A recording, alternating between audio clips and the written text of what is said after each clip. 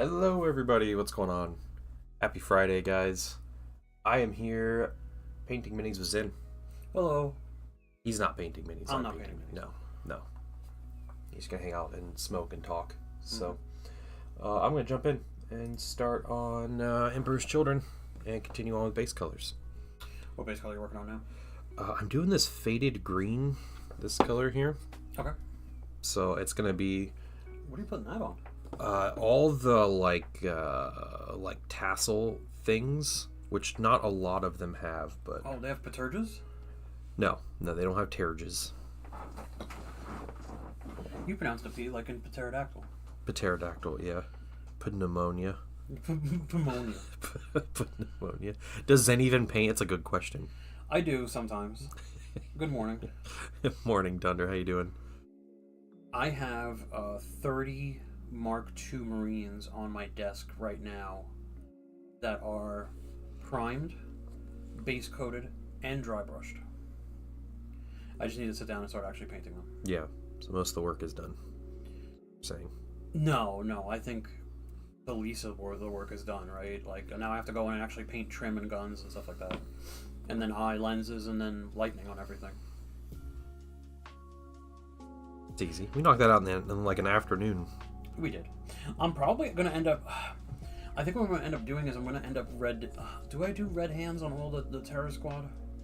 That'd be pretty legit, actually. Because that's like their thing, right? Yeah. Hopefully it doesn't read as like Crimson Fists when it's all said and done. Nah, it won't. Lightning bolts, scary bits, batwing heads. It'd be good. Yeah. Yeah, I'm also going to use that sheet and put the toe pincher coffins Nice. on their pauldrons. Yeah, it actually makes sense on them. Maybe I'll do one in red and one in white and differentiate the squads. Yeah. Okay, faded green. Now you put petroleum as a metal on some of these, correct? Isn't that what the color is called? Magnesium. Magnesium. Yeah, that's the metallic color on them. And that's that silver? Yeah. That is a wild color. Yeah, it's really cool. It's really, really nice. It's a nice change of pace from like the silver triad that they have. Yeah, because theirs are really like cool. And this is like it's got like browns and greens in it. It's a warm metal. It's nice. Yeah, I figured something different, and then I don't have to worry about like a wash. I was just gonna highlight right up with a lot of this stuff. Yep. So that's kind of the plan. Hey, Troy. Painting Necron Scarabs and Warriors. Very nice. Very nice. Awesome. You enjoying the process, or is it just kind of like a slog? I like painting Necron Warriors. I thought they were fun. They're really easy to paint. It must be nice to have like an army where most of it is like, I don't want to say like low effort because they're not, right? No painting really is like low effort, but like it must be nice to have like that rapid sense of like dopamine release from finishing minis. Yeah. Because you're just flying through right an army or a list. That's like painting your Heresy Tactical Marines, dude. Kind of. I mean, I have to do the lightning bolts, which is like a whole extra like couple of steps to go through everybody. But other than that, yeah. I mean, yeah. Especially the Mark 6s. Yes, Mark 6s are so easy. Mark 6s are a joke, yeah. Yeah. They're a joke to paint. I was debating at some point, I want to make like a proper Inductii squad. And I have STLs for Mark 6 shoulder pads for him. I actually have them for Mark 6 for every Legion Inductii. The shoulders for him, which is pretty cool. Nice, okay. But what's different about their shoulder pads compared to... It just has some different like symbols on it and stuff. Okay. Theirs in particular, but I'm not sure all the Legion differences. But the Thousand Suns one is just like different. You have like a bunch of like runes carved into it and stuff, and Gotcha. Things like that. But the Night Lords, I don't know if they would have a different pauldron. I know that their face has like the white handprint on it. Yeah. They get the hand of Sauron. Yeah, and well, I mean, like the Thousand Suns, it's not like necessarily a thing, like in their lore that they're different, and they actually, well, they paint their helmets black. Ooh. So they have black helmets, and then they, all the other stuff. Mean. Yeah, so I was debating. Did you do black helmets on your Inductii? I haven't done it. That's what I'm talking about. Oh, yeah, okay, yeah. okay. So I was debating whether I was going to take 20 Marines I already have and like paint over them and like repaint them and with some of the parts and stuff like that. But I wouldn't get the shoulder pads, and I also wouldn't get like unique bolters, because I want to put the unique bolters on them, like the rubric bolters. And so I wouldn't have an opportunity to put those on them either, unless I'm just like completely overhauling the minis. So I was like, well, maybe I just eventually at some point just grab a box of 20 Mark IIs and just make those my inductii. I will say, from a laziness standpoint, it is kind of cool to repurpose armor for your inductii. Yeah. Right? Like that lore kind of background, that's pretty sick. From a looks cool and tabletop perspective, you gotta do them new. I think I'm leaning towards the latter. Yeah, with the sweet bolters and the like shoulders and everything, like just I think you have to do them new. From the ground up, make them unique. Yeah. And then also it's just like more minis to have, right? You're not losing a tactical squad to train them into an inductii. Like I can't afford to trade a tactical squad. I have 70 tactical Marines. No. You need another 10 or 20. Yeah. I think you're right though. What's up, Misfit? Lost your game, had a lot of fun. I think we were smiling and laughing the whole game. That's good. That's what it's about. Some tips on how to handle running a bloodthirster. Other than that, he didn't have a lot to say about how he ran the army. Nice. Okay. That's always solid. Yeah. I definitely don't mind losing a game if I'm having fun doing it. So. I don't know if I told you this story or not. I don't think I did. On Tuesday, I ended up going up to one of the card shops that's on like the other side of town, and because there's a guy who works there. He might even own the place, and he has his like giant personal collection of Gundam cards for sale there. Most of it's bulk pricing too, so 10 cents a card. I was looking for a bunch of bulk because I'm missing like certain things. I was like, yeah, I'll pop up there and see what he's got, whatever. I went up there over the weekend and they were like gone at a Ren fair and I didn't know it, so that was kind of fun. That drove half an hour to a store that was closed. But I went back and I went up to the gentleman behind the counter. I was like, hi, are you so and so on Discord? He's like, oh no, that's like my manager or whatever. He's like, oh, like you're looking for Gundam cards? I was like, yeah. He's like, oh, what colors? So like he whips out like these like cardboard boxes, and I was shuffling through it and I was talking to him while I was doing it, and I was like, so what's the scene like up here? He's like, oh, we're we have a good showing. It's like every other Monday. He's like, where do you play at? And I told him a couple locations I play at, and he's like, all right, I'm looking for somewhere new to play. I was like, where do you play at? He's like, oh, I haven't decided yet, but, and he named the store where you tell the story about the guy who was like, I didn't even know I could have fun playing this game. That store. He's like, I don't want to go there. And I was like, yeah. So I told him that story, and he was like, I believe it. He's like, I've only heard horror stories about that place. I was like, yeah, it's horrible. Yeah, that story is horrible. Yeah. He's like, I've never even set foot in there, and I don't want to. I've heard from so many people that it's just bad. And then we both lamented about the hobby store that's in the convention center, that you have to pay for parking and then pay to get into the free weekly event. Yeah, that's wild. Yeah, like every other store, the event is free, but this store charges you $5 as an entry fee into like just a general tournament with just like a participation pack that it's been the same participation pack since like June. Yeah, because they gotta pay for their own parking, Well, it's probably for their store like rent or whatever. Yeah, man. Like it's got to be, because like there's no way that place has got to be expensive as hell. And they're open year round. What a silly place for a card shop, like a hobby store in a convention center. Like I said, I knew someone who used to go there to play card games. Like that was his store, and I remember him telling me where it was, and I was like, "That's so weird." Was it the guy we worked with? No. Oh. No. You never met this person, but you got really into like a Dragon Ball Z card game. Yeah. And he kept trying to get me into it, and I was like, "Dude, I never cared about Dragon Ball Z to begin with, let alone like." Yeah, I would never try to get you into Gundam, even though you've watched some Gundam. Yeah. I would never tell you to, hey, let's play this Gundam game. Magic, on the other hand, though. Yeah, no, you keep trying. It's not going to happen. One of these days, man. Sorry, dude. I'm going to be like, hey, man, I got the hankering. The one weekend of Magic is coming back. Yeah, the one weekend of Magic a decade. Yeah, that's what it is, yeah. Misfit, did I say hi to you? If not, I'm sorry. I don't know if I did either. What's up, Misfit? I read a really interesting story about some drama with a miniature games company. Okay. I wanted to talk about today. Ooh. And it's a pretty wild story.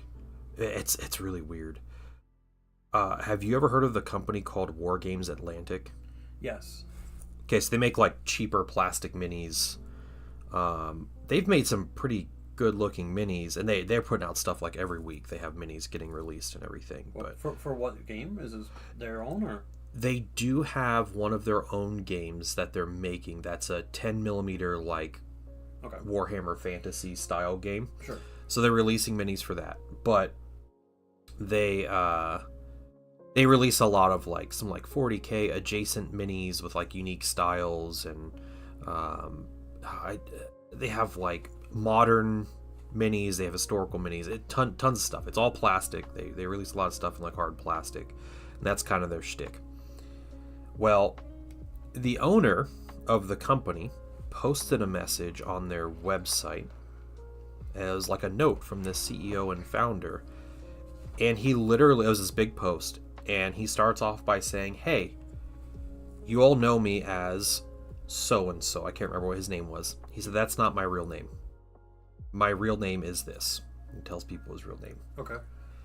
And So when you say you've known me as this, is it like a screen name? Like you've known me as? no. He's been playing it like his real name as the CEO of this company. Oh, he's like, you've known me as John Smith, but my real name is like Tony Macaroni. Like, Yes, yeah, that kind of thing. Yeah. Okay. Yep.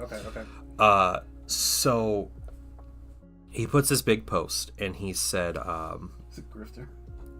well, yeah. Here's the thing. So War Games Atlantic is a pretty big company at this point. It's really well known. Like, people like War Games Atlantic a lot. So this guy, the Tony Macaroni, yeah.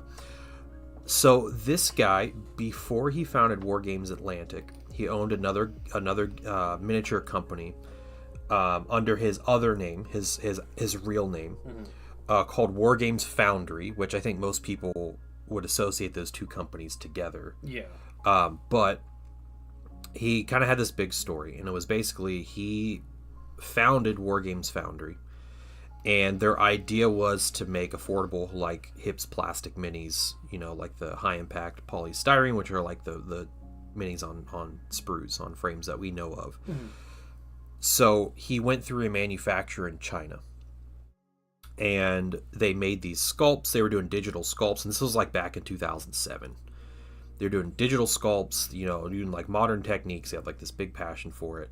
Well, he gets these minis back.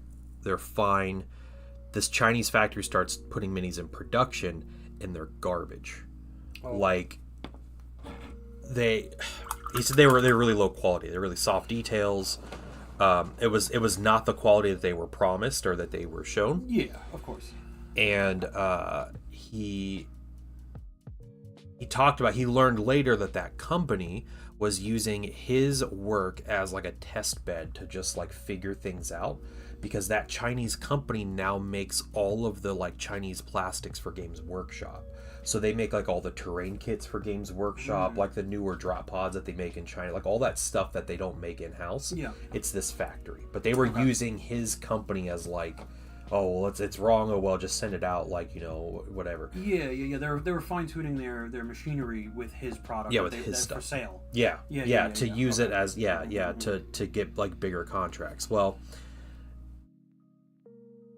it ended up being enough of an issue where like War Games Foundry basically went out of business, and he was kind of like left. He's like, I have a bunch of debt, and like you just like your business was ruined by all this stuff. So he makes a second attempt, and he starts a Kickstarter. He works with some sculptors and some investors, and has this Kickstarter in like 2012 or something.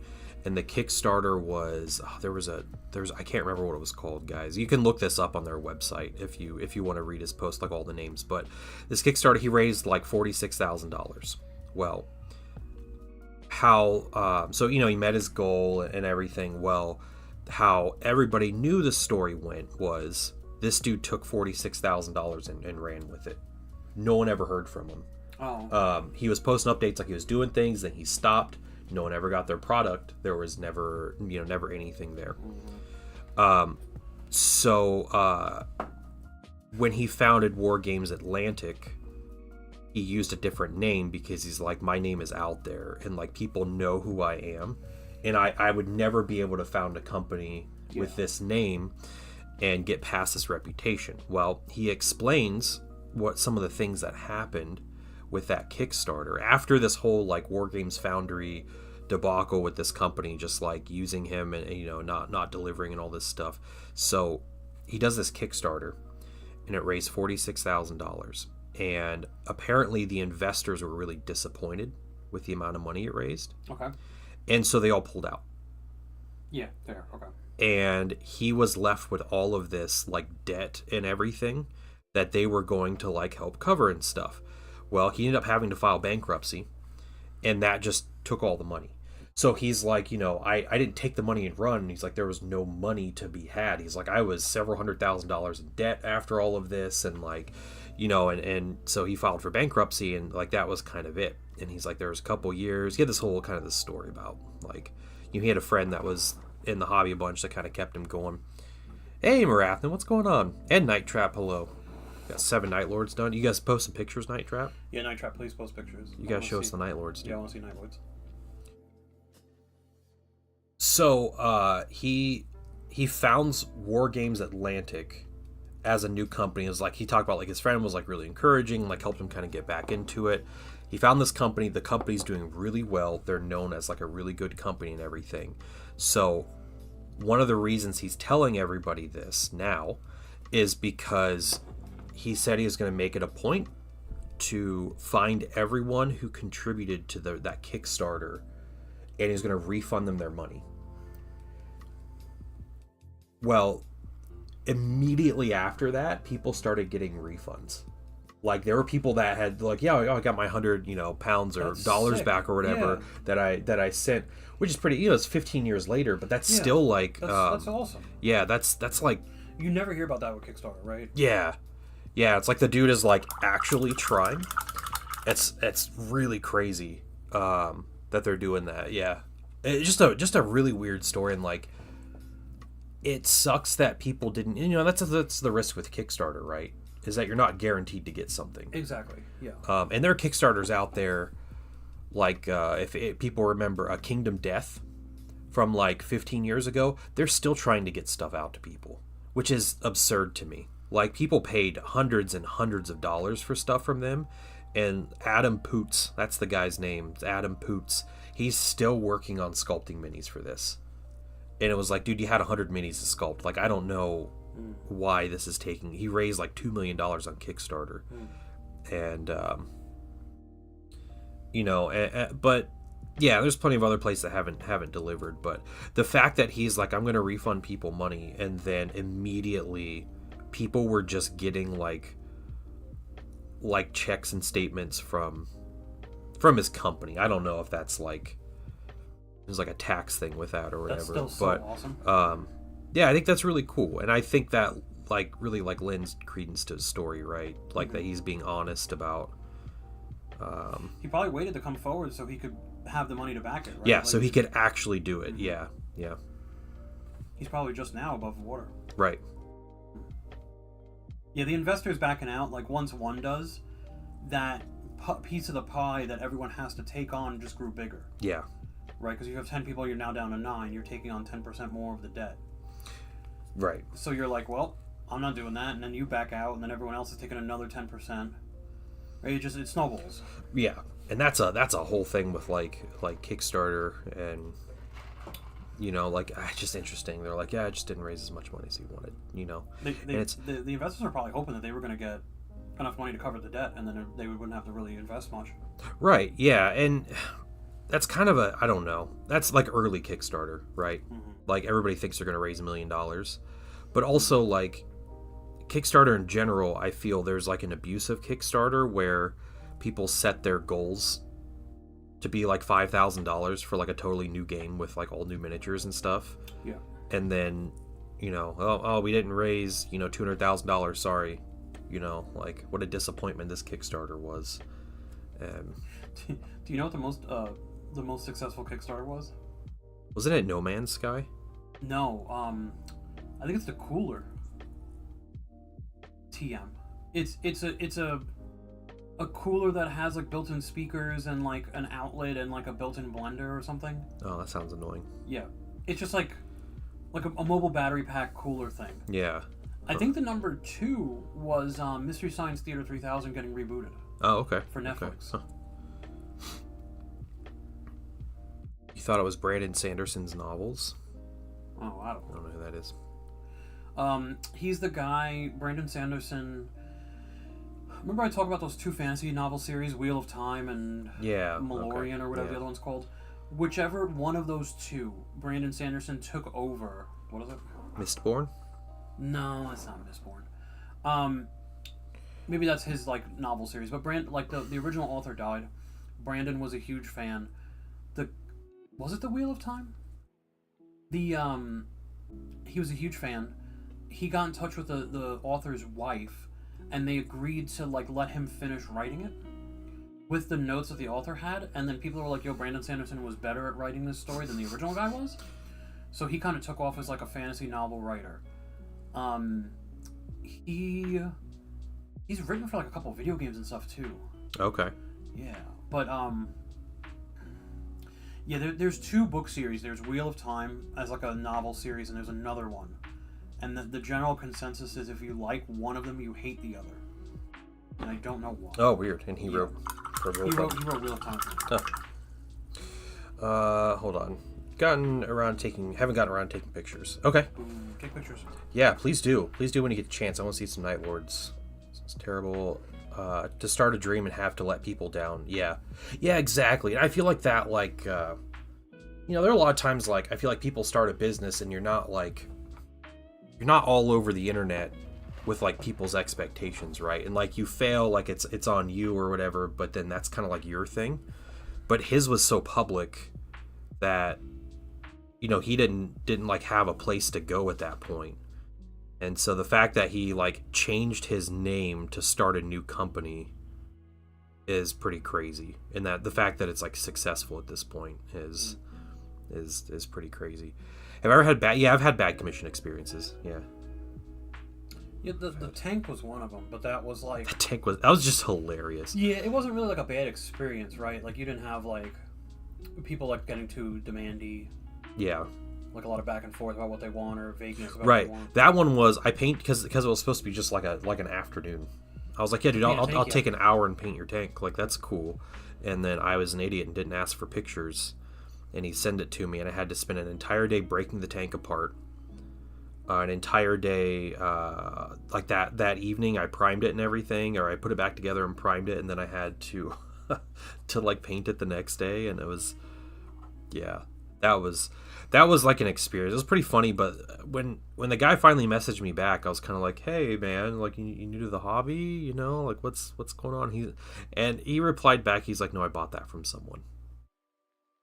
I was like, okay, like that just sounds worse then. Like you knew what it was gonna be. Yeah, I mean, but come on, he's did that on purpose, right? Yeah. I'm just dumped this on some schmuck online. Yeah, it's from New Jersey too. Remember that? I won't forget that. Yup. So. Yup, armpit of America. Yeah. Sorry, not sorry. Yeah. But what was another? Yeah, I had one guy did send me a couple jobs through Fiverr, and he would get so nitpicky about things. I just didn't like working with him, and finally I just like he would ask me for jobs, and I would just like price him out. Like, nah. Yeah. Like, you're gonna be paying me a lot more if I'm gonna be putting up with your constant like nagging about my work. Were you sending him progress pictures and he was getting upset about like what? Yeah. Well, he would be like, I'd send him a progress picture and he'd be like, "Oh well, can you like paint this panel this color instead of this one, and can you do like a slightly lighter shade of red on this mini?" And like he just kept doing stuff like that. I was like, that's too much. Yeah. Like I understand, you got what you want. I get it. People have an idea of their head what the mini should look like, and I want to try to create that. But I think if you're so specific with the colors and what you want, like be forward about that. you know, like give me a detailed post about it or something, or you got to figure out how to do it. Yeah, I don't want to like sit here and like toot my own horn, but like I would like to think I'm a little bit more conscious about like stuff. You know what I mean? Mm-hmm. If I were ever to commission someone long distance that I didn't know online for mini painting, right? And I had a specific color in mind, I would just call out that color. Yeah, like I would like go to a paint store. color. Yeah, I would go like, to the store and be like, "Hey, paint this Pro Acryl Bold Pyrrole Red." Yeah. I had a guy do that to me, and that was actually a really bad experience. Was it too. really? Yeah. No. It wasn't because he gave me specific colors. It was the colors that he gave me. Okay, were they just hard to work with? Yeah, so he had me painting a 40k Thousand Suns army. Okay. And so it was like 20 rubrics, like a bunch of Scarab occults, the Terminators, characters, Zangors, like all this stuff. And he sent me his list of colors, and I was like, hey, can you send me some pictures of your minis that you've painted?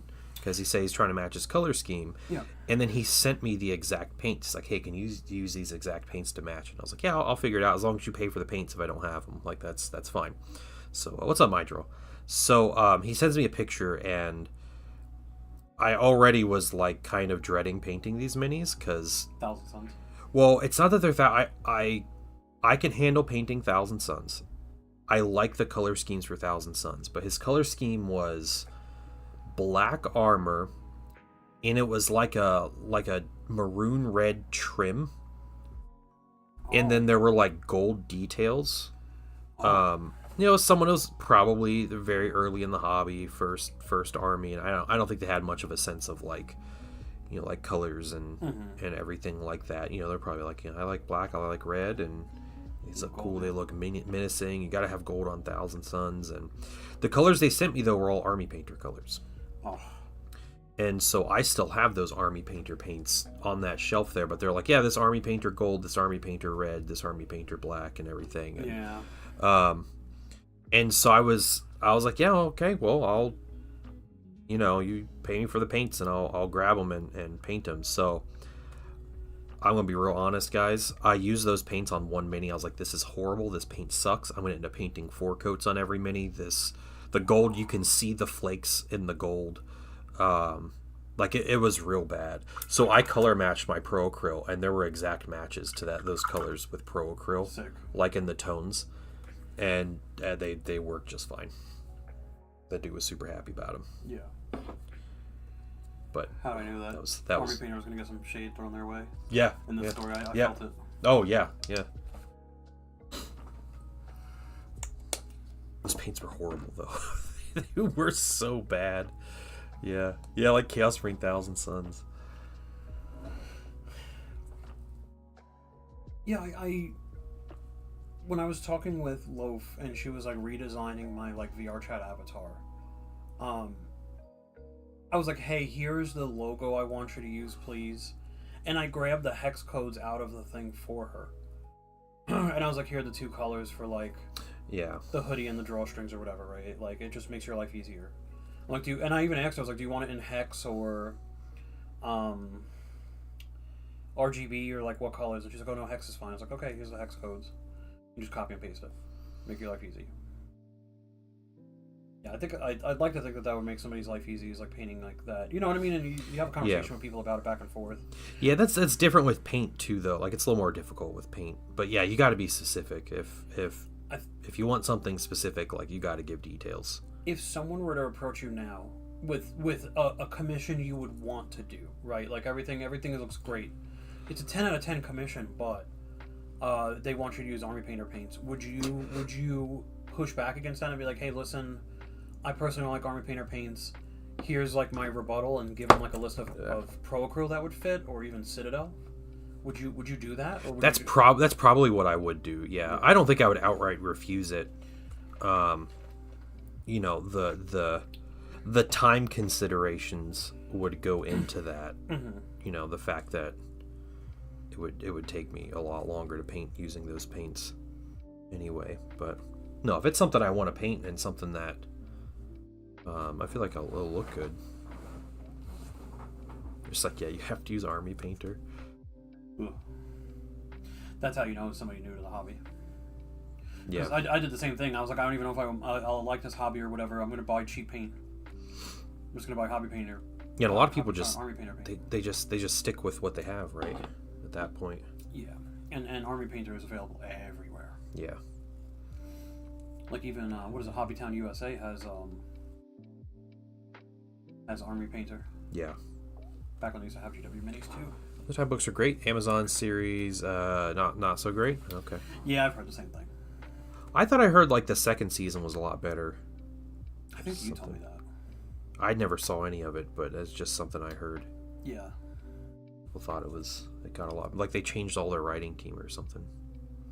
Well, which Amazon tends to do when their shows get complaints. I don't know if you've noticed that, but they did that with the Lord of the Rings series. They're filming this series, the new seasons, and they have a whole new like writing team. Invincible had their teaser. I saw, yeah, March. Him and Eve. Yep, coming out in March. Yep. He's gonna win some fights this season, everybody. I'm so stoked. Yeah, that's what it is.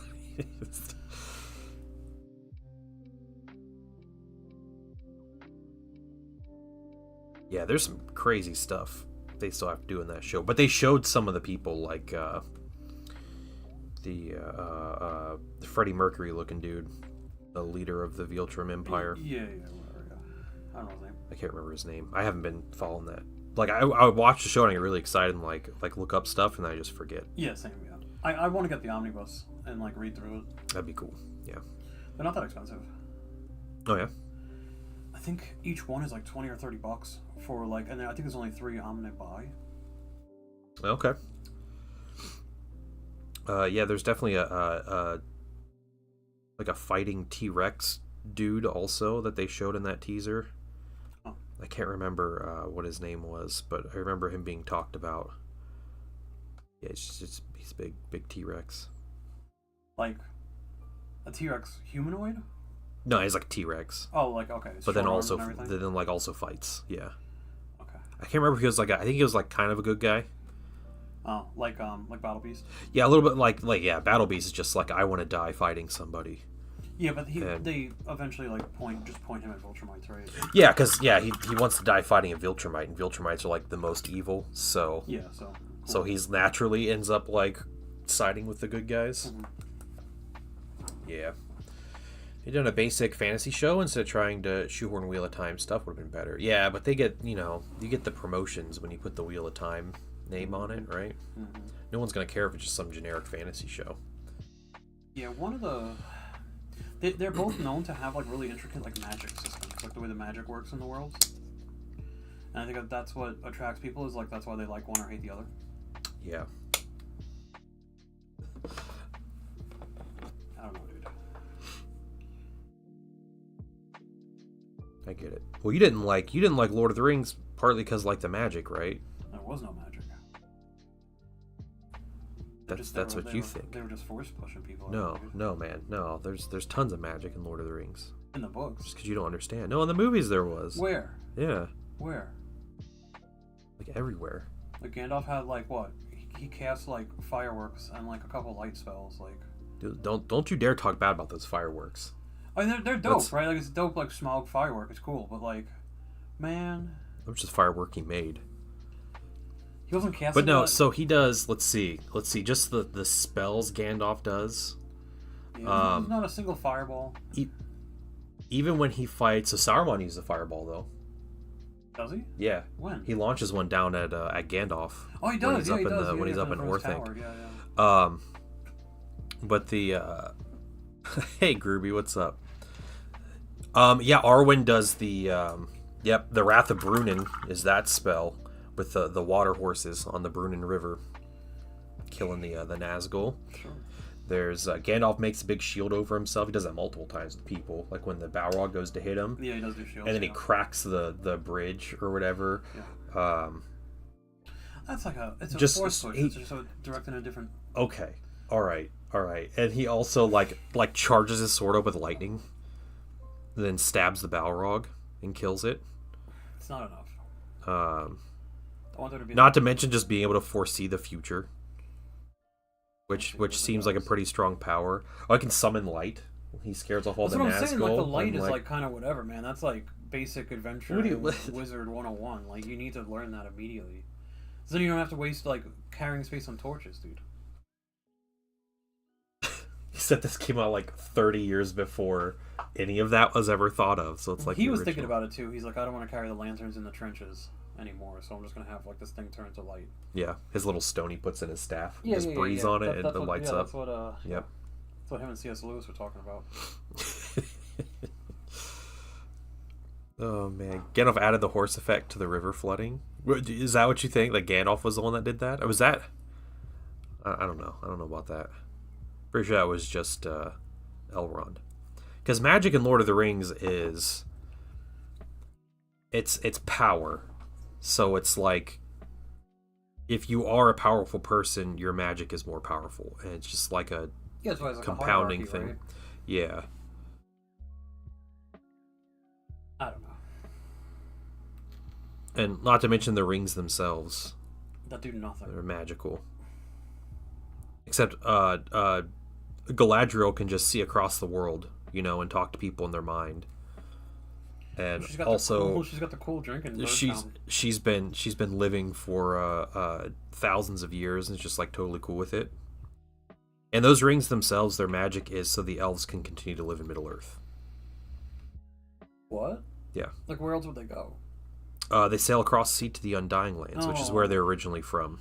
But so you need the rings to live in Middle Earth So there was a and just be pissed at everyone all the time? so yeah, well when elves live in Middle Earth, they diminish. Okay. So it's not like they don't like die like normal people. It's weird. They have like multiple lives and they start growing beards when they have like their sixth life. It's pretty crazy. Okay. But Gandalf did it in the book. Okay. But they were all kind of diminishing, and they were forced to go to the Undying Lands, and this was like back before they made the rings, and they kind of like their they knew it, and then they made the rings, and it was like in secret after Sauron had made all the other rings and all this stuff, and so they made their own, and basically the biggest power about that was that they could stay, and the whole point of staying was to defeat Sauron. Okay. So that they wouldn't diminish. I don't know, man. I still don't like Lord of the Rings. Okay. I'm not a I fantasy mean, you're fine to be wrong about things. It's okay. I'm not a fantasy guy. That's all right. You need the rings to live in Middle Earth and look down on everyone else. Yeah, it's twofold. I have important news for you, actually. Speaking about fantasy. Is it about Lord of the Rings? Nope. Is it about Círdan the Shipwright giving his ring to Gandalf? That's Nope. why Gandalf has a elven ring of power. Nope. No. Oh. I'll give you one other guess. It's about fantasy. Is it about? Come on, man. You got this. Is it asking where Gondor was when the Westfold fell? No, I'm going to tell you something. I'm not asking you about Lord of the Rings stuff. Oh, okay. Beats me then. I spoke with my sister, and for Thanksgiving break, when I go back to New York, we're going to medieval times. Are you baby. really? We're Oh going my to medieval god. times. We're going to fucking medieval times. I'm stoked, man. Oh man. Yeah, we're getting tickets and everything. She's gonna wait and see if there's like a sale or something, a Groupon. And yeah, man, it is expensive. Without it, it is $70 a person. Jeez. Yeah. But she said she's gone for as cheap as $30 a person before. So we're gonna wait and see. Okay. But we are going to medieval times, man. Nice. Good for you. Yeah, I'm gonna wear my crown on the plane. The plane. He's getting the ring by the Guardian of the Great. Yeah, it's Círdan. Right? It's Círdan the Shipwright. He's the oldest elf living in Middle Earth. He had a beard. He was old enough to grow a beard.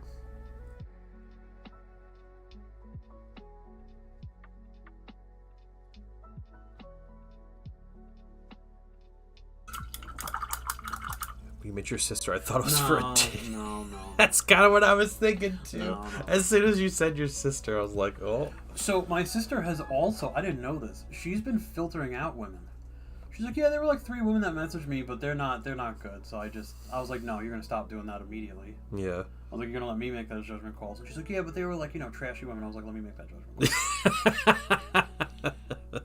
You don't understand. Yeah, she's like, oh, well, one of them had kids. I was like, yeah, I'm 37. Like, it's gonna happen, right? Right. All right, I'll stop doing that. Like, she probably didn't. No, she absolutely hasn't. Yeah. No, and even if there were, like, the 2 or 3 women that I was talking to were, one of them was from L.A. and the other one was from Florida. There was a third one that, like, it just, like, she never, like, we talked for like a day and she never responded to me. So Zen won't learn from his BK experience. He can't be trusted. I'm a glutton for self-punishment, dude. Yeah. That's what he's looking for in his women, too. I'm It's dangerous. I'm not going on a date with someone from Florida. Like, what do you mean? Yeah, what's wrong? I mean, there's a lot wrong with Florida, though. Like, I'll come out and say it. All right, as someone who lives in the Florida of the North, I know what the real Florida's like. She's a woman of ill repute. Yeah, don't limit my options. yeah. Let me make that call. She did show me one woman, and I was like, all right, this one's a good one. Like, a good one to skip over. Yeah. And she was from Dayton too. She was like within driving distance, and it was like, ooh. Yeah, the picture she decided to share with the world looked like it was from a flip phone. It looked like it was from an Obama phone. And she was wearing a tank top and had like a stick and poke tat on her chest that was a dude's name. And it's like, all right. Oh wow, okay, yeah, that sounds like Dayton. Yeah, Michael. I'm not dating this woman. Is she from coastal Florida or inland Florida? We don't care about the details. Yeah, I don't know. Well, she was from Florida. She's too far away. I'm gonna go on an e-date with her. We'll both go to like the same restaurant and hang out in VR chat. You have our phone set up. Just need to find you a nice, stable woman in VR chat. Yeah, okay, dude. Needle in the haystack right there. Yeah.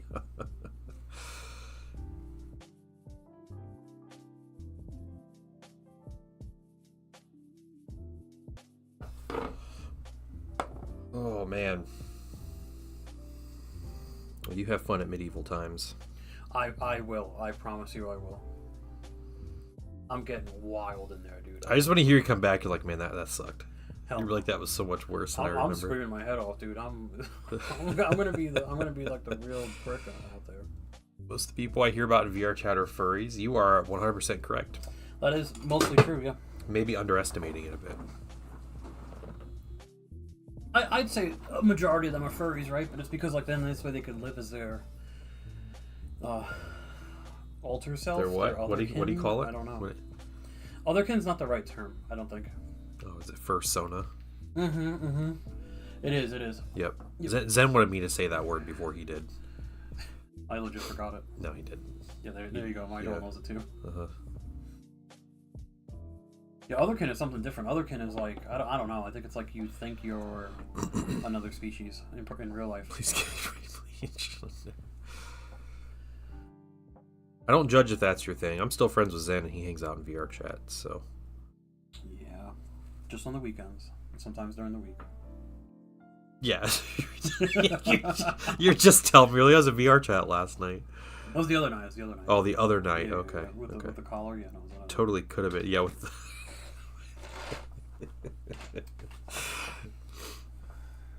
I'm sure most furries are very nice people. Just like I think most people in general are nice people. But yeah, I agree.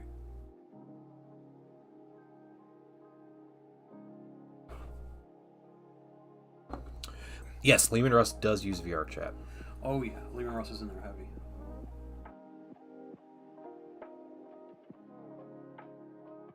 Lehman Russ is a mirror dweller, is what they call people.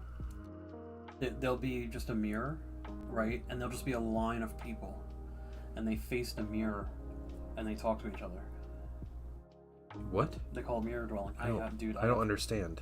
So there's a mirror, right? Like, but the mirror is like a wall. Like, you know, you make a 3D world. Okay. And one of the walls is a mirror that you could toggle on and off, okay? Okay. So people toggle the mirror on. It's per instance, it's not global. People toggle the mirror on, and then they go up to it, and they stand in front of it, facing it. Facing themselves, basically, Yes, is what you're saying. and then Okay. talking to the people that are on their left and right. They call it mirror dwelling. So you can look at yourself while you Yes. chat. Yeah. I mean, you pay all that money for a character, right, to be made. I guess you Sure. want to look at it. Huh. Does your employer have an IT department? Then you know some furries. True. Yeah. True. Yeah, you know several furries.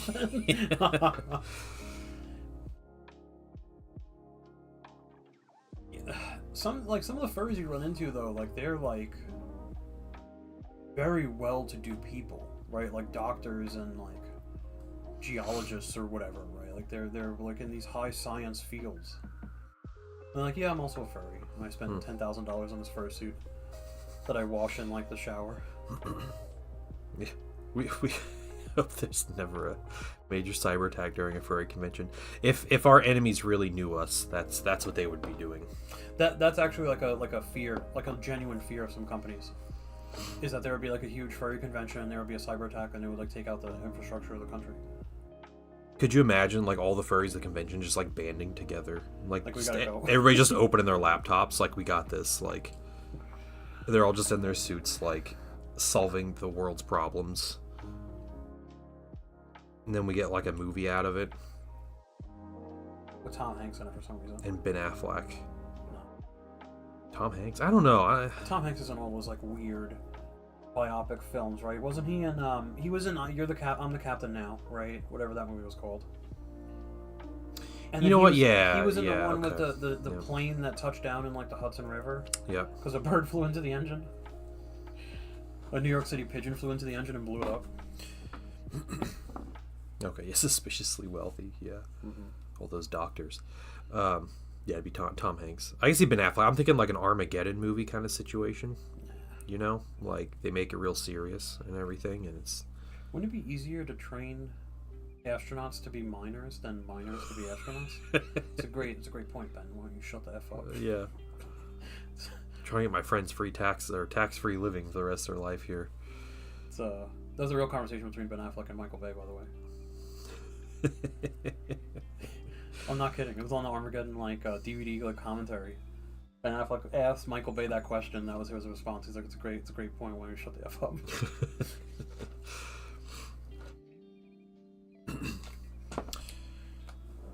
That movie, you see a picture of a plane full of furries and you fear it'll crash. Yeah. That movie came out. There was another movie that came out at the same time that was like the same movie. What was Deep it? Impact. Deep Impact, yeah. That was that generation of films where they had like, I heard it was because they would pitch it to multiple film companies. I can't think of the term. They would pitch to multiple studios. Yeah, and hope you throw enough poop at the wall, you hope it sticks. Yeah. And then multiple companies would pick it up. Like there were 2 movies about LA having an earthquake volcano at the same time too. That Dante's Peak, and then there was the other one. There was one with Pierce Bronson. Yeah, like falling out of the back of a subway car or something like that into lava. Yep. Yeah. There was a whole there was that whole generation of 2 of every movie came out at the same time. It was also the years of the divorce movies. There was a lot of divorce movies in that. There was a lot of too. divorce movies, weren't there? Mm-hmm. Yeah. Yeah, a lot of Mrs. Doubtfires and Liar Liar and stuff like that.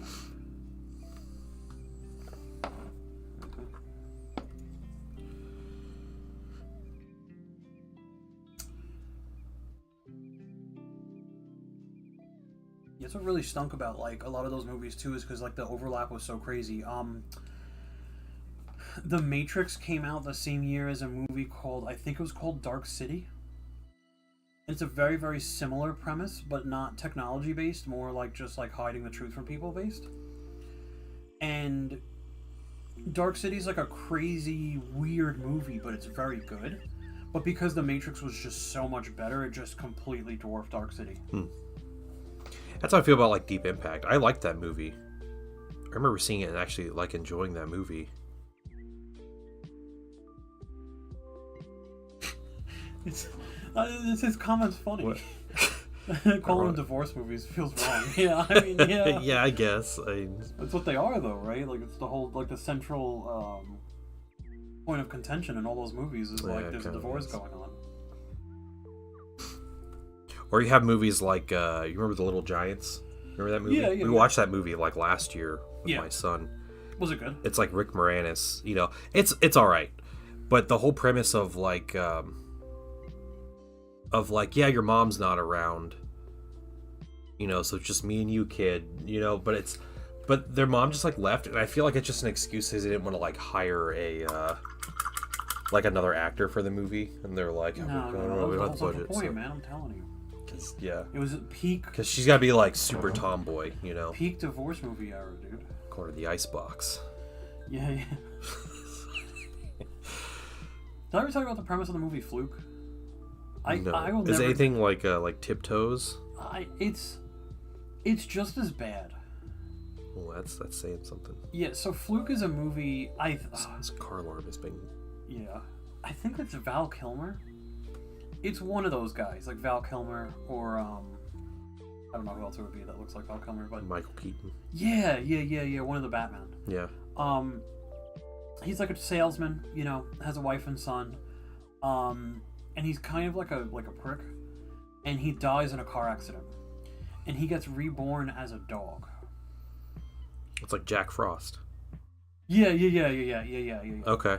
But he finds his way back to the family, and the family adopts the dog,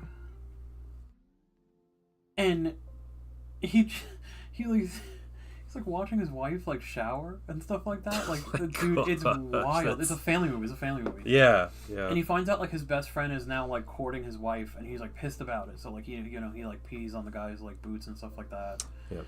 And then he tries to like tell his family like, oh, I'm really your dad, kid.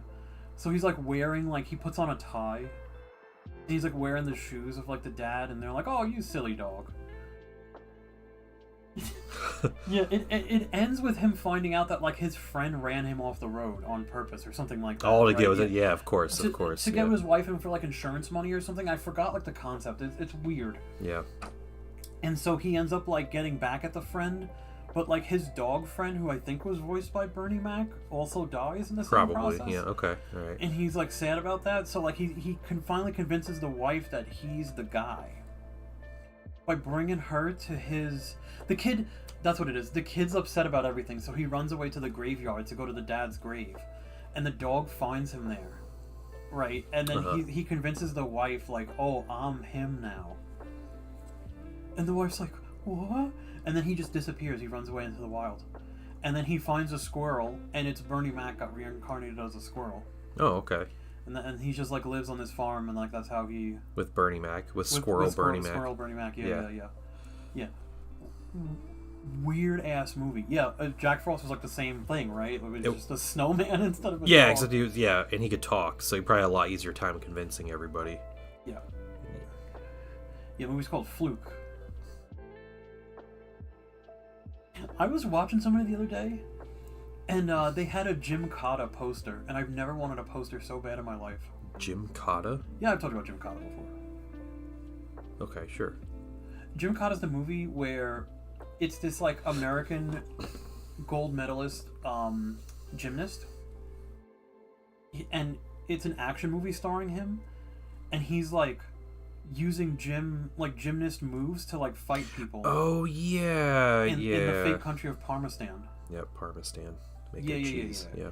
It's a horrible movie. I've seen it twice now, and I want to watch it again. It's so bad. Cause I like watching it with other people and then being like, "This is wild."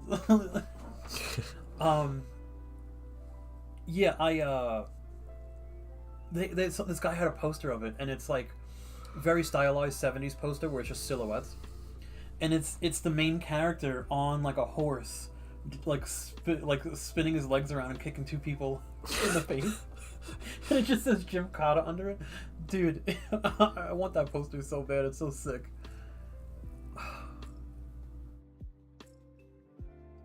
Yeah, that's kind of where it went, Raja, a little bit. It got real weird real fast. Yeah. Law doesn't say I can't marry my dog. No. That movie does exist, Nigel. I promise.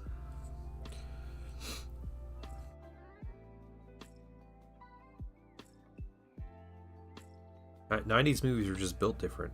Yeah. You know, Indian in the Cupboard. you could put stuff like that. I mean, that was a book from the '50s, though. So Yeah, still. Have Jonathan Taylor Thomas in that, didn't it? I haven't heard that name in so long, but yeah, I think it did. What was the Home Improvement kid, right? Yeah. That was like really big in the '90s. Yeah, he had that part down the middle. He was like the Justin Bieber of his time. Mm-hmm. It's got a 31. Wait, which one? yeah, which movie has a 31%? Jim Cotta or Fluke? What about Tiptoes? Yeah, what? And can you give us Tiptoes? What's Tiptoes percent? On? Tiptoes Rotten Tomatoes. She's on Teams messaging her boss saying, "I'll be right back," and then she's like on Rotten Tomatoes. Fluke got 31. Okay. Jim Cotta's got to be less. The movie makes no damn sense. We got to do a movie night one night on your Discord, man.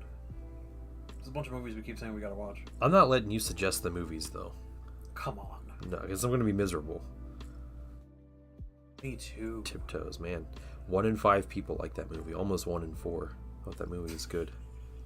We gotta watch Jim Cotta. We gotta watch. I don't want to watch Fluke. We gotta watch. Oh my god. Big Trouble in Little China. Oh yeah. Thank you, Raja. You get 30 people to show up to this, and I'll let you suggest the movie. 30 people? Yep. Do you want 30 people trying to talk over a movie?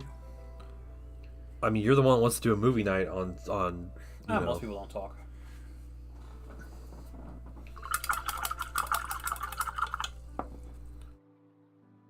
I'm just trying to set the bar to a point to where you don't suggest a movie, you know. Dude, Big Trouble in Little China is amazing. Because then we could just watch Lord of the Rings extended editions. No, nobody's gonna sit down in front of the computer for 3 hours and watch Lord of the Rings. 11 and a half hours. No, you and gotta yes, do they one will. You can't do all 3. Do all 3 at once. Nonsense. It's the only way. I wonder what Big Trouble got on Rotten Tomatoes. Can't find Jim, whatever. How do you spell it? Oh, GYMKATA. 2 people, right there. Absolutely. We'll sit down in front of the computer and watch That's Lord of the crazy. Rings marathon. What is this person doing? There's not. Is there a 2025 Jim Cotta? No way. Hold on.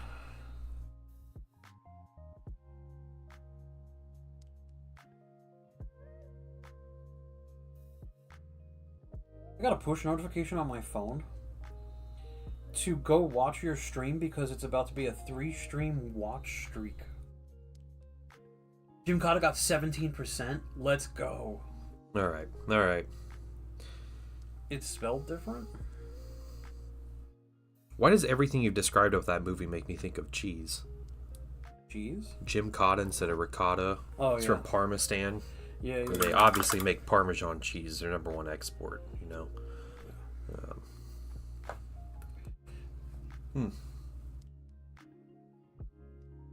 Yeah. Oh, that's how you spell. Oh, well, wow. Okay. Jim Cotta. Not how I would have guessed. Yeah, because it's karate, but with gymnastics. Why isn't it Jim Karata then? Now you're asking too many damn questions. I don't understand why they're. Why are they making these decisions? All right. Jim Kana.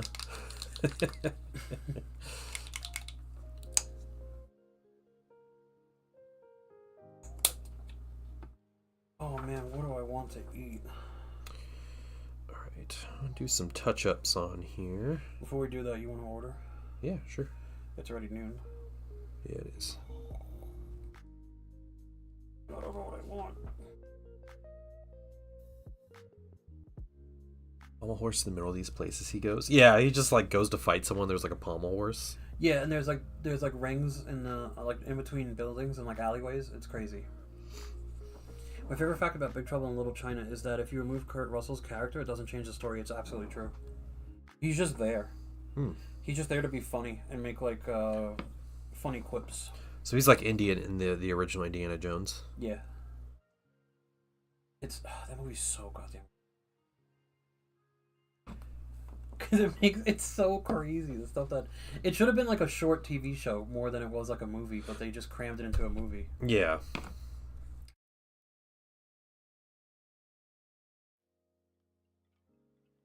Am I gonna get the husband's favorite soup? I think I am. That's all you, man. I'm not here to tell you what kind of husband soup to get. All right, what do you want to eat? Food? You want japchae? Let me see. Yeah, you want Soup, japchae. Just go to Comfort Meals. What's the list you want to order from? So I got that bibimbap and it was good.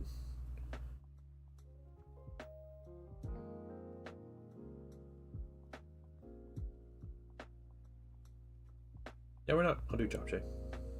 What does it come with? Nothing. Nothing extra? No.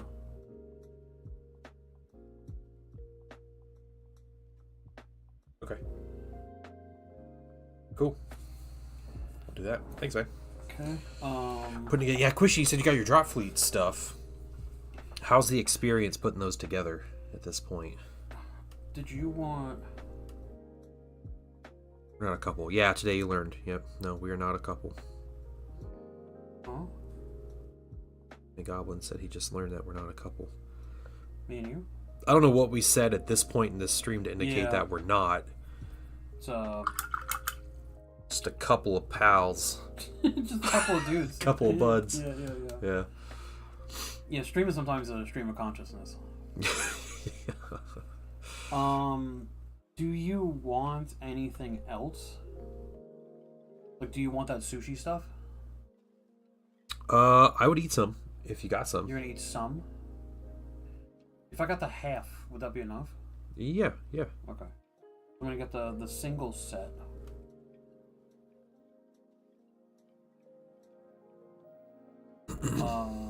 And we'll get the half classic gimbap. Kimbap. And then do you want a drink? It comes with one, so just pick one. Oh, it comes with one? Yeah. Sweet. Classic. Oh, the fridge sig? You're gonna Diet Coke. Yeah, getting the fridge sig, yeah.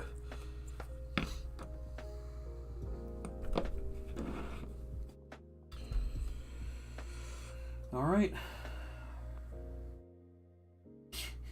Like, hey, do you want to order from the cafe? No, don't do it. Don't do it. This pal's like my aunt and her roommate she's lived with for 40 years. Yeah. Is it in TPT mukbang? No. No, we take turns watching stream while the other one eats. Yep. We gotta make sure you guys are not getting any trouble here.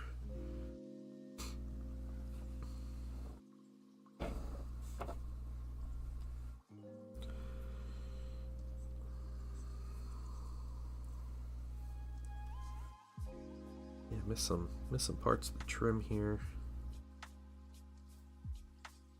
I'm looking forward to having another 10 tacticals because then I could retire my 40k tacticals Yeah. and everything could be like samey now. Look a little more consistent. Mm-hmm. Yeah. I made a 2,000 point list to play this guy next week. So he's playing World Eaters. Oh, cool. And he's doing the like heretical World Eaters, like the late heresy rules. Nice. So it should be fun to play against. But You said World Eaters? mm-hmm. Okay. Yeah, them and the Emperor's Children have rules. They have like two different Legion rules. Like one's just like if you're just playing Legion, the other one's like late heresy, like lots of possessed dudes and all that. Like that's kind of their late heresy rules. So Yeah, I mean Emperor's Children, they were also like right before Ishvan, they were shooting up. oh yeah. I think it's because they have like the demon Primarchs, so they're they have those models, so they make like a hey, you want your crazy rules to go with them, but basically they can't be a statist. If they fail a leadership check, they just go crazy. It's Sprues, the old plastic are chunky and the injection points are visible on the models. Okay, so the new ones are a lot better. That's good for drop fleet. Good. Good to hear.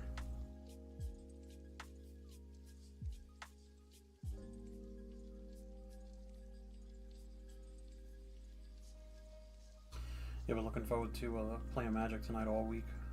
Nice. Haven't you been playing all week? No. Oh. I haven't played at all. Oh, okay. Okay. I played all weekend. Gotcha. Yeah, but I think tonight's going to be a little weird because of that draft. I don't know how long it's going to take. So I'm just going to bring all my cards anyway. Yeah. When are you going to play against me in Heresy so I can use my Fellblade? Soon. Oh, okay. Let me get, what do you call it, going? Let me get my minis painted. Okay, okay. I'm still trying to get people drummed up for this one store to go play me in the Gundam game.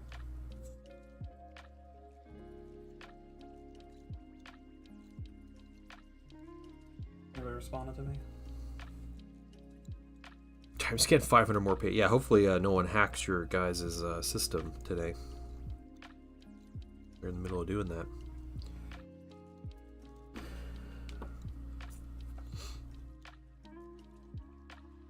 These minis with just the base colors look a little rough, but they'll be better. Not a soul messaged. Oh, that's too bad.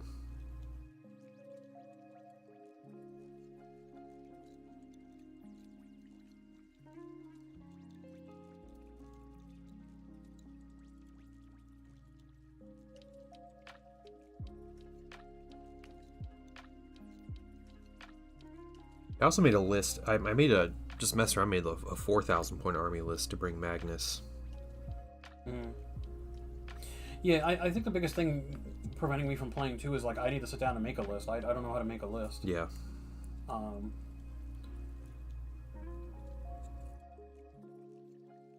Yeah, and you got me doing HVAC work over here instead of.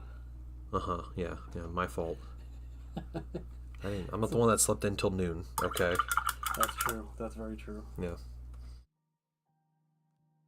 Those VRs don't chat themselves. Yeah. Soft Soul Studios, welcome in. Thank you for the compliment. How you doing? This guy, we're just doing base colors right now, so I'm gonna get to some detail work on it, hopefully today. Gotta frame a little bit. Is that better? Yeah, we got That better? Yeah.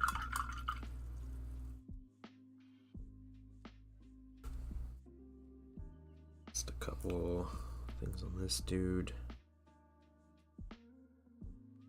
Yeah, I made a 4,000 point list. I couldn't put my tank and Magnus in there though, because both of them together cost over 1,000 points. You can only have 25% of your army as those. So made an army with Magnus. I like it. I'd like to try it out. But also I just want to make a list with the tank. Just to put the tank on the board.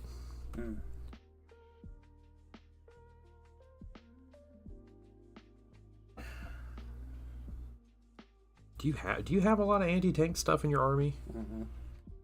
You have your Predators and your Xiphon? I have 3 Predators and a Xiphon. Yeah.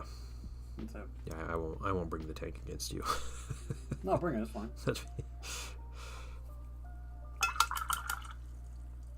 Oh yeah, look, my infantry. I'm just gonna put this template down on them, and they're gone. Yep. Yeah, that's the one thing that stinks about my army is it's very one note. Yeah, you got rhinos and stuff though, right? So yeah, but that's it. Put things in rhinos. That's good. It's been all game trying to blow up a rhino. Last time I played, it's ridiculous.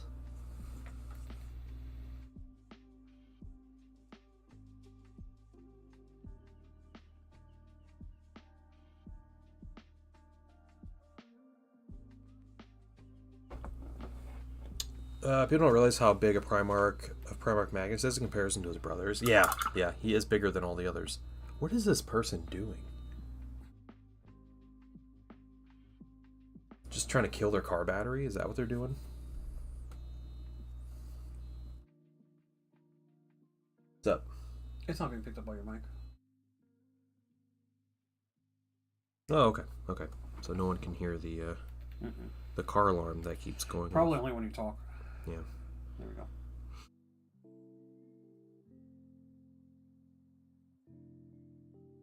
I have on my Civic, every now and then I'll get a warning that my airbag sensor is not working.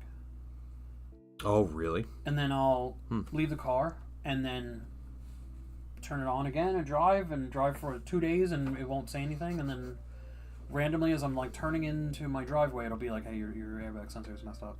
Weird. Yeah, I looked it up online. Apparently it's a loose connection, but I have to just get under my seat, but my seat's really low. And I don't have a torque wrench to like take my driver's side seat out Okay. to look Yeah. underneath it.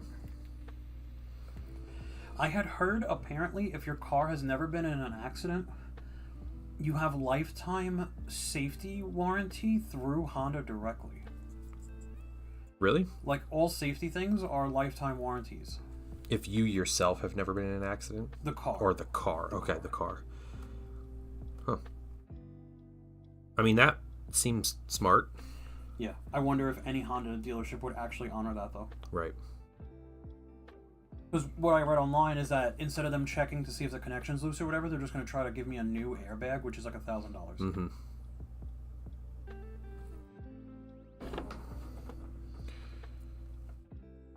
Especially in 10th with with tanks like Razorbacks are better, not number-wise, the gun and troops are pretty good. Yeah.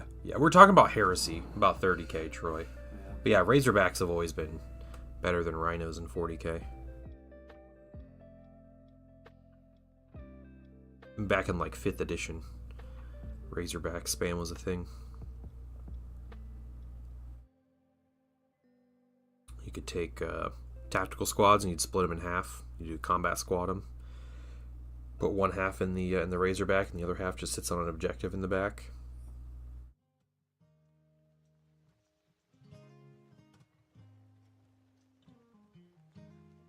Oh man.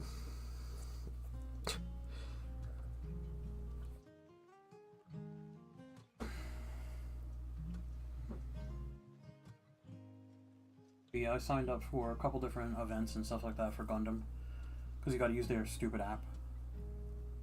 That's weird. It's weird. Is she just now finding the emote? No, she made that emote, right? Oh, is it the glasses? Yeah, the sunglasses one. What are they doing out there, bro? Yeah. There's the car alarm again, guys.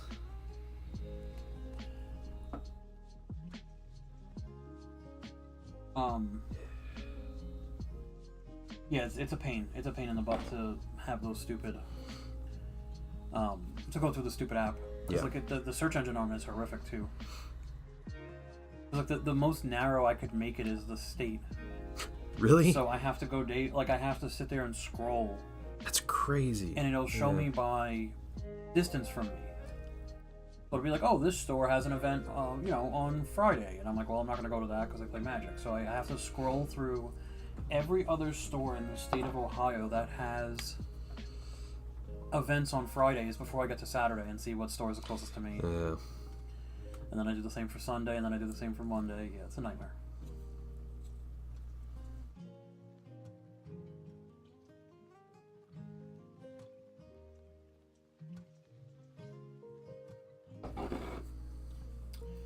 Oh yeah. I don't know, I want to try to get my hands on a box of like the next, because they're releasing a whole other set soon. So I'm going to try to get a starter box. Nice.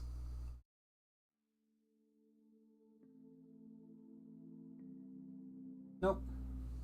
It's just the most you can narrow it down, like, and you can go by, I think, by zip code, but the problem is that it doesn't save it in the app. So the closest thing it does is by state. Because it's probably written. It's not probably. It's 100% written by Japanese people, right? So they don't need to get that granular. You just probably go by prefecture. Yeah, they don't understand. Like if you're in Sapporo, it was like a prefecture, right? I think it's a prefecture, which is like their version of like counties. There's probably only 5 or 6 card shops there that you have to worry about. Where it's not like the state of Ohio has 50, 60 stores that support the game. So their search engine doesn't work with American stores, but they don't care because you're not Japanese. We're a xenophobic race. Yeah. Well. So this person that I met on VR chat, right? I'm sorry to keep bringing this up. Just VR chat and magic talk today. Yeah, it is. Yeah. They hooked me up. I've been in this group for months now, but they hooked me up with this group. They got me access to this group for Japanese people. Right, it's like a Japanese group that play VR chat, and when you're in a group, you could see instances that they create that are for members of the group only. So out of the, like, every night they host, I don't know, let's say 20 instances. Out of the 20 instances, 10 of them are like Japanese gated. So when you go to the world, you load into like a white box, and there's like a question in Japanese on the wall that only Japanese people would know the answer to, because it's like about their culture or something. Yeah. To keep out non-Japanese people from getting into the world. You know, I was I don't remember what the context of this was, but I was talking to my son. I was looking this up about Americans in World War II. Mm-hmm. So they would use like passwords for things and to prevent like spies and stuff and like people infiltrating. And it basically, like, you had to say a word that like an American would know. Like in Europe, one of the things they would ask is, what's the capital of Illinois? So most people think Chicago, because that's the only city people know about in Illinois. Right. But it's Springfield. Oh, I thought it was Des Moines. Des Moines in Iowa. Yeah. Okay, you would be shot. Yeah. All right, but yeah, Springfield is which I actually a whole situation with a general that said Springfield and the guard didn't know. He thought it was Chicago. It was like, it really almost like killed the guy. Cool. But so I don't know how that one worked. But when they were in the Pacific, they would use a password. It wasn't a question, but you had to say a word, and the word they used was Lollapalooza. Because there was no Japanese person that could say Lollapalooza. That's crazy. That's all right. So that was their like yeah. I mean, it works, right? Yeah. Damn. That's smart. It's really funny, like that. It's that's the word they come up with. But I mean, hey, if it works, it works. That's crazy.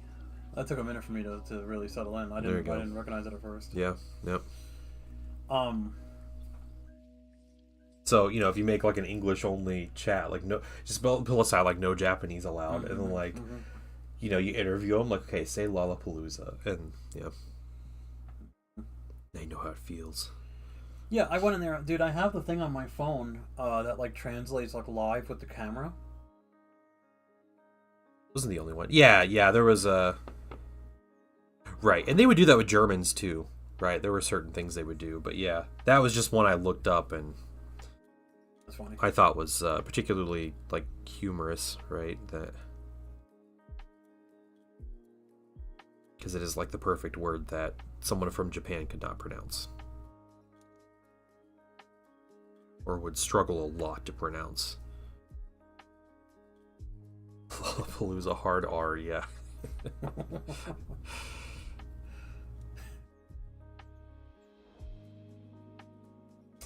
Did you see Linus Tech Tips clip about the hard R? No. I don't watch Linus Tech Tips. I've never seen anything from Linus Tech Tips. Really? The only thing I know about him is what you've told me about him. Wow, okay. It's like what's his name? The other dude. Midwinter Minis? Yeah, Midwinter Minis you keep telling me about. Oh. I don't know, like he's very YouTube-y tech guy. Yeah, I don't watch like YouTube tech things. Oh, okay.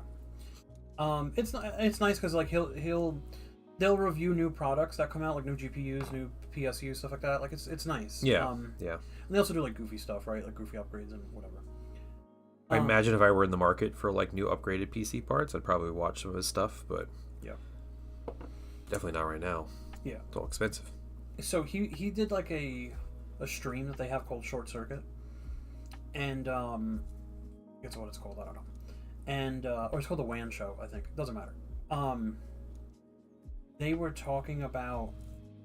He was talking about like the resurgence of the hard R in the American vernacular, and his like co-podcast host was like staring at him funny. He's like, "What do you mean?" He's like, "Well, you know, I hear it all the time now. Like, you know, I used to say it a lot back in like the 2000s. You know, it was very popular. You heard a lot in like online, like, you know, Call of Duty lobbies and stuff like that. You heard it thrown around a lot, and you know, I used to throw it around too. But like, it's and the co-host keeps like looking at him. He's like, "What are you like, Linus? Please stop talking. What are you talking about?"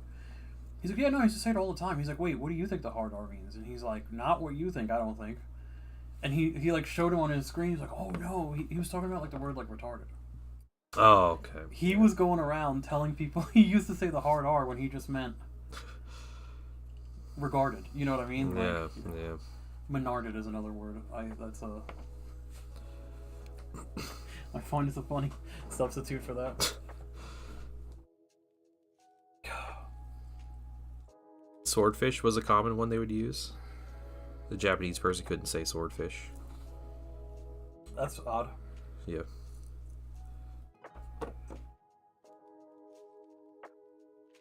Somebody pinged me with a Gundam question. Sorry, I kind of took over your hobby questions yesterday. Did you see that? Oh, yeah, no, it's fine. I was like, I'll just let you have that one, because I don't know anything about Gundam, so... Yeah, I typed out a paragraph. Yep. Typed out War and Peace for the dude. You finally stepped foot in the server. Yeah. Well, Estrella was talking about it in here. That's right. Yep. And I didn't want to put that kind of comment in your chat where just like, you know, filters hit the 500 character limit. Yeah. Oh yeah, it sticks around for someone to read later too. So yep. They couldn't say the word; it was saying the word. Their accent. Yeah. That's the whole point, right? Yeah. It's not that they're incapable of saying the word; it's that they don't pronounce it like an American would, or like a native English speaker would. I hope you guys don't think I actually don't think Japanese people can say words.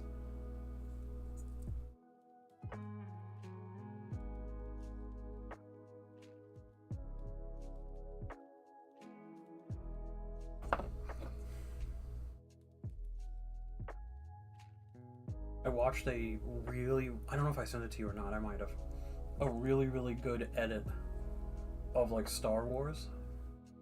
Like Anakin and Darth Vader. Okay. It's a sick edit.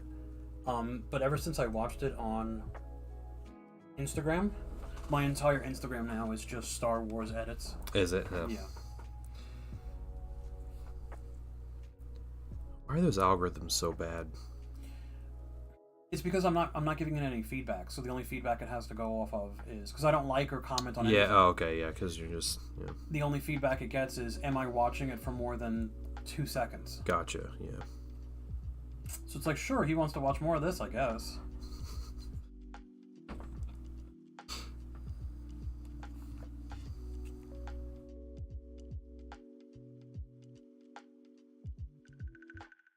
So my son had his championship soccer game last night. That's right. That's right. His coaching. Yep. I ended up losing, but it was a really close game.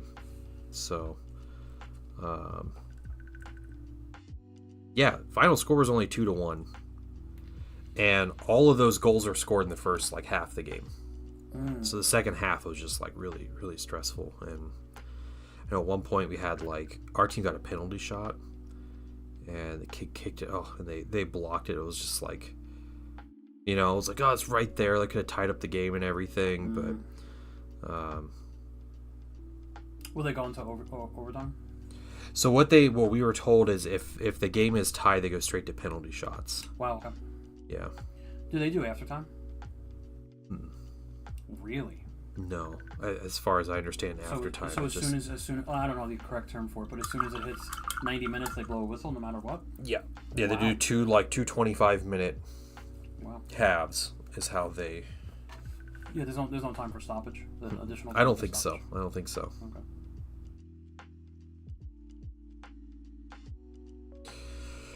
But yeah, it was close. Being this close to the sport, does it make you want to watch Professional soccer? No. Really? I don't care to. No.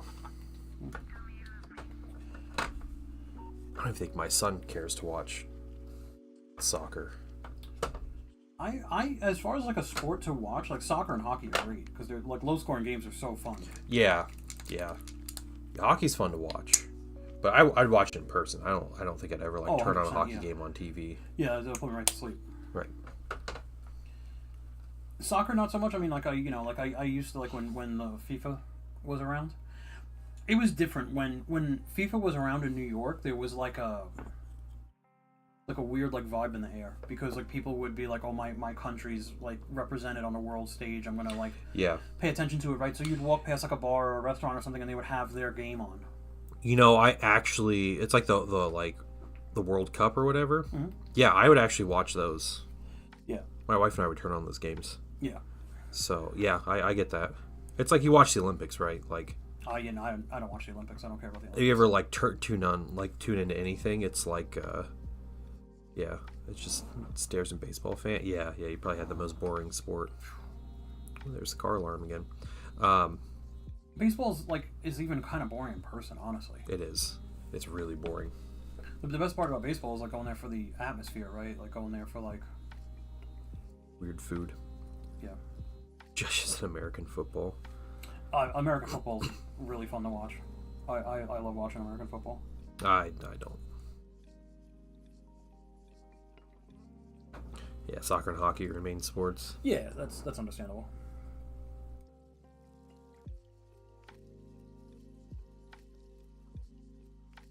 Yeah, I ended up watching a lot of kids soccer because my son plays soccer twice a year. So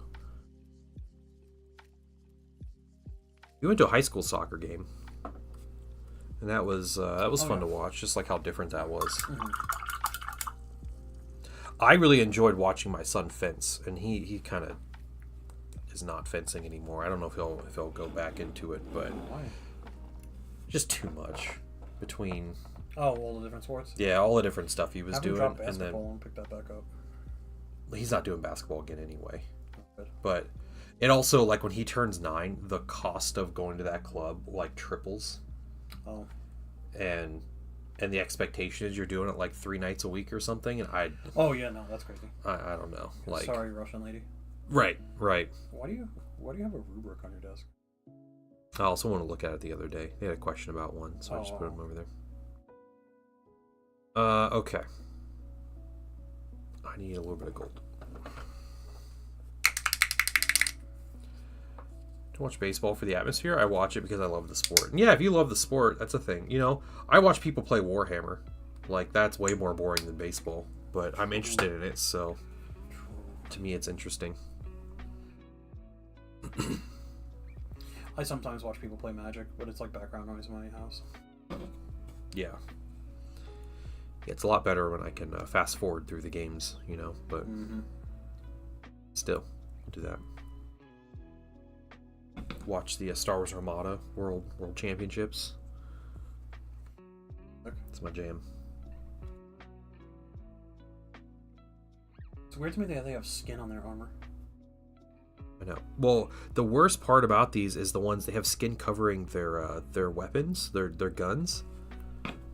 There's no place for the bullet to eject. Oh yeah, that's perfection incarnate. Right? Yeah. Like. Yeah, that's just some stupid sculptor. Yeah. Disappointed in that sculptor. Yeah, that's upsetting. I know. I don't think I'm going to be able to get over that. Just going to bother me. It ruins these entire sculpts. What minis are these exactly? You said the names. They're like weird. There's two sets you can make out of them. There's the pistol and sword guys, or there's the bolter squad. Okay. The pistol and sword guys, I think, are called infractors. Okay. And the bolter squad with the special weapons are called tormentors. Tormentors, okay. I could have those backwards. These are Legion specific, correct? Yeah, they're Emperor's Children, like their tactical equivalent, basically. And these minis came out this year. Mm-hmm. They're cool. It's nice to see another Legion like represented like this, right? Yeah. But I don't like the skin on them. No, the skin's a little bit much. It's weird that it's cool that Emperor's Children got like Legionnaire minis. Yeah. You know, And the Noise Marines are like the elite ones. I think that's more appropriate than just having Berserkers or your basic infantry and Rubrics or like it's cool to have some like basic especially soldiers. If they got their own codex. Yeah, which I feel like the other factions should have too. But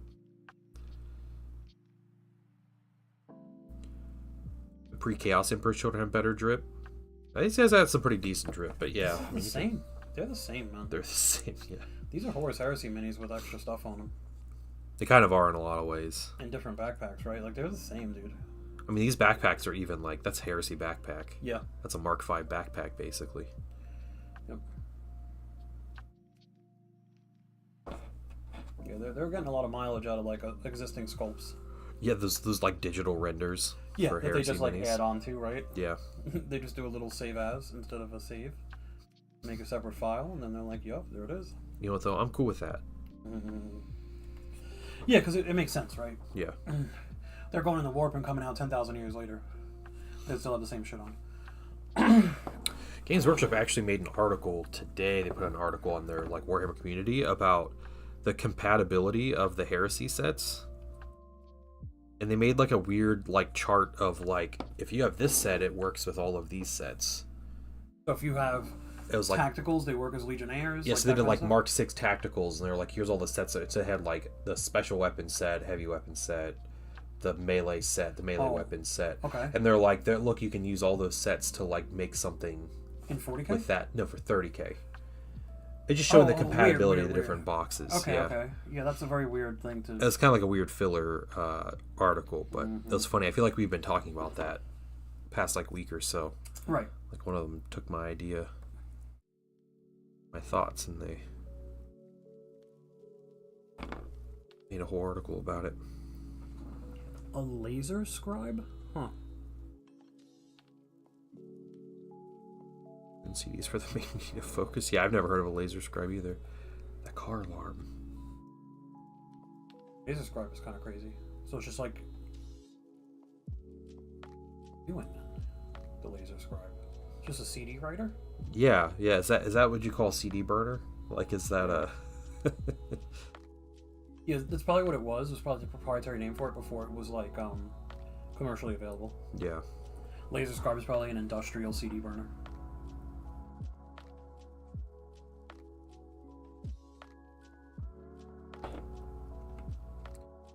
Grave directly. Like on the non-reading side, like on the label side.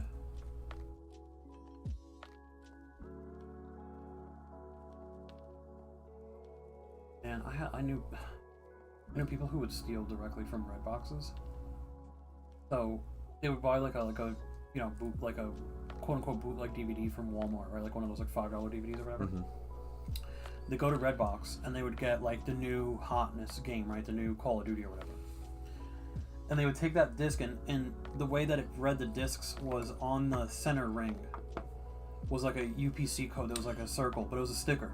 Okay. So they'd take the sticker off the Call of Duty game and put it on the $5 game and put it back in the Redbox, and the Redbox would be like, oh yeah, this is Call of Duty because I read the sticker on the middle. Thanks for returning the game. And then the next person would rent it and they would have like, they'd rent a game and it would be like some weird movie direct to DVD. Yeah. That's clever, though. Remember, you went on the data side, then engrave on the label side. Okay, so it's a CD burner that engraves that. Okay, interesting. It's really scribing. Yeah.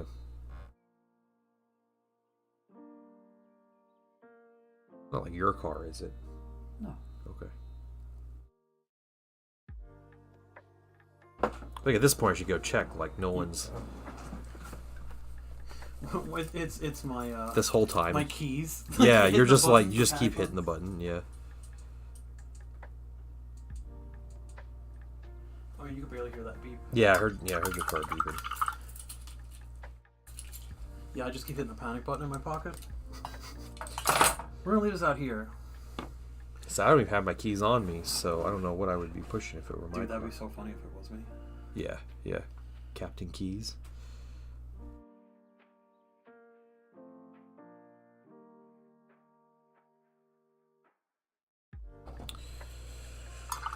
Okay, I think think those base colors are about done, and I think we can start highlighting stuff. What? If it is me, dude, I'm sorry. No, it's Just setting off the car alarm every 5 minutes in your house. yeah. And all our neighbors are like, "What are they doing? What's going on?" Because we're doing that too. We're just the same people.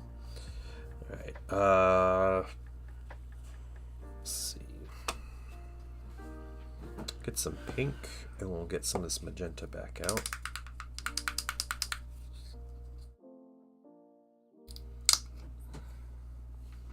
So if it doesn't go off again, we're going to assume it was your car. Yeah.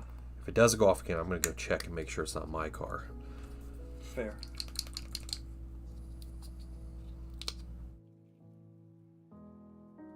Might kill your battery. Yeah. Immediately, 100% kill your battery. Oh yeah, it gets pictures up. Sweet. Oh, heck yeah. Those ships are cool. Yeah, that game is really cool aesthetic. Like, cool Yeah. theme to it and everything. Mm-hmm. Yeah, both versions of it, right? The space one and the planetary drop one. Mm-hmm. Yeah, it's really cool. Really cool concept for a game. What color is that you're putting on now? Is that magenta? It says magenta mixed with pink. Pink? Yep. Oh, okay. Just straight up pink. You're not doing yeah, no, that would be the color. Yep. And what is this for? The pink. Highlighting their pink? Yep. Very cool. Zone Commander and Battletech are the same scale. Oh, that's cool. Oh.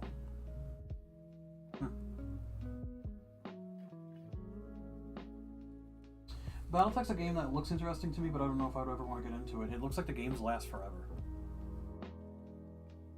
It's so long. Yeah.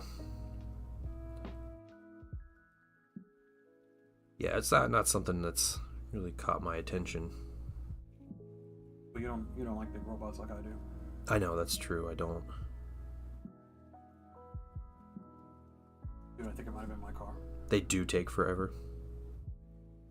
Yeah, I went to one of the stores to play Magic, and a 4-player game of Magic can last a while, right? It just depends. Like, I don't know, let's say 40 minutes, typically.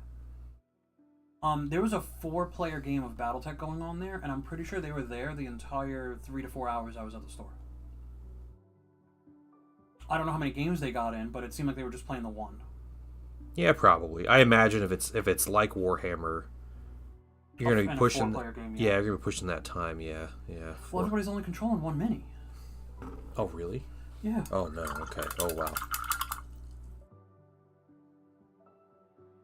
I thought BattleTech. I thought you had like a whole like. No, I think you have like 1 or 2 minis, but you have to bring a sheet with you with like the diagram of the mini, because you blow up like arms and legs and they take damage and you could repair them again and. You could jumpstart the mini. I don't know. It's really cool from like I want to pilot a giant mech standpoint.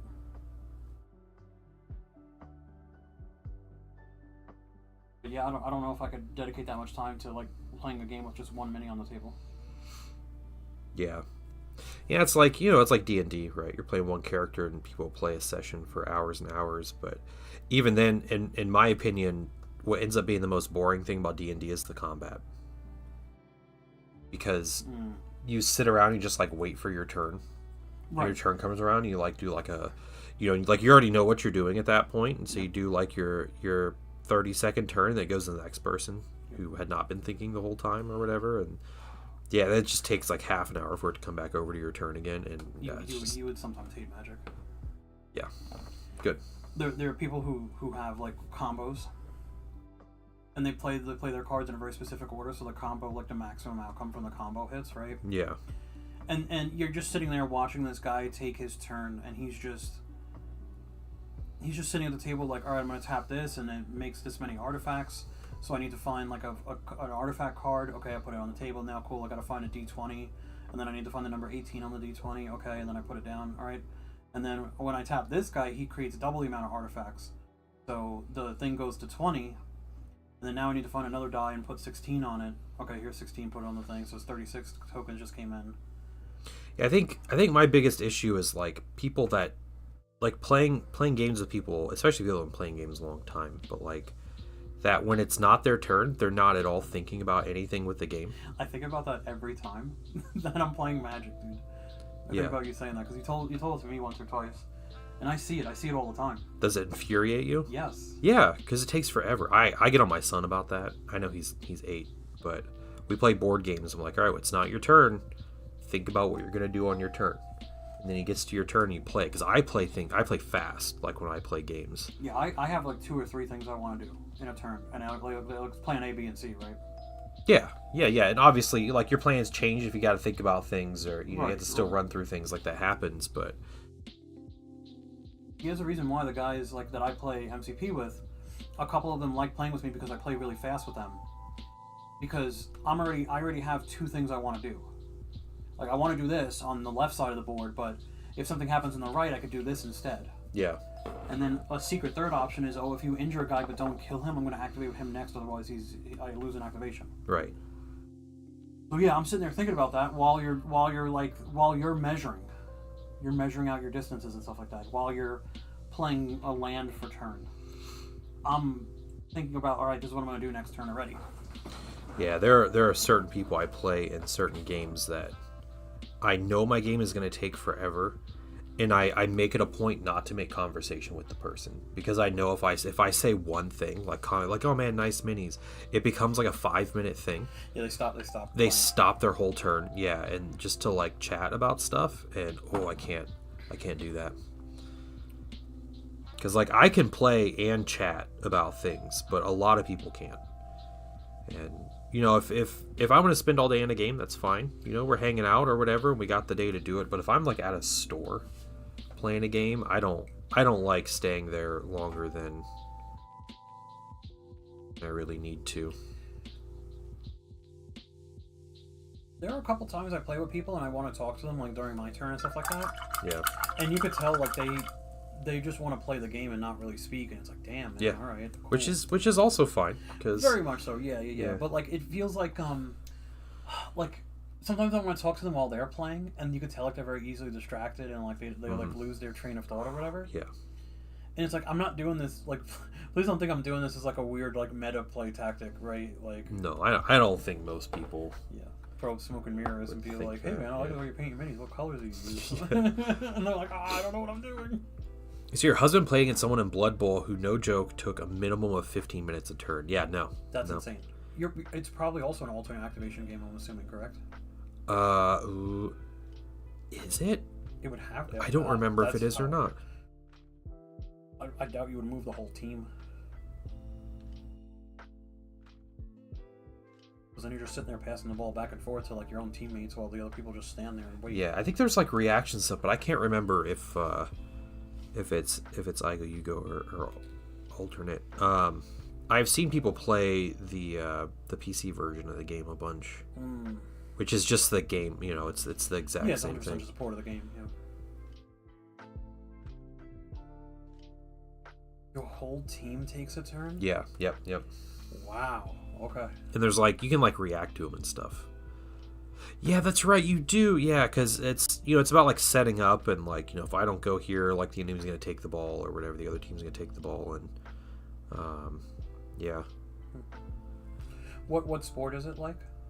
It is a British person's idea of American football. Gotcha.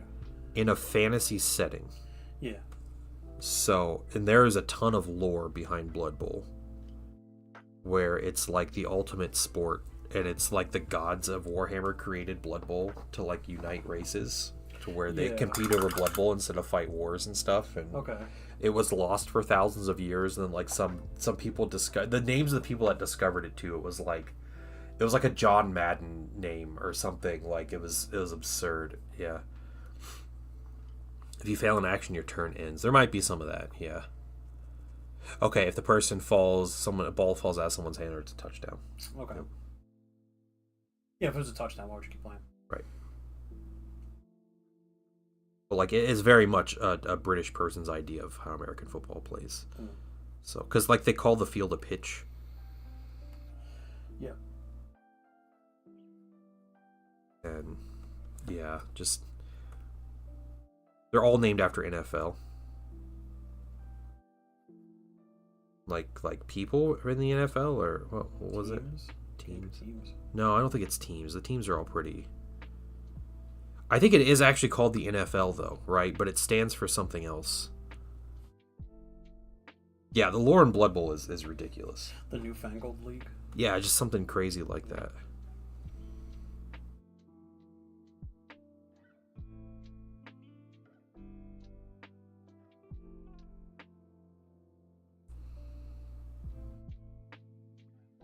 Mini drifted.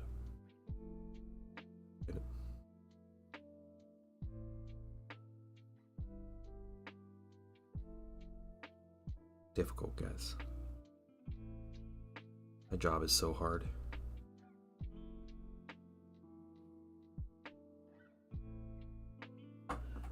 It might have been my car, dude. I think it was your car. Yeah, that's upsetting. Oh no. It's at my house, so like people know it's something at my house, and they're like, Food is 20 minutes away, by the way. okay, cool.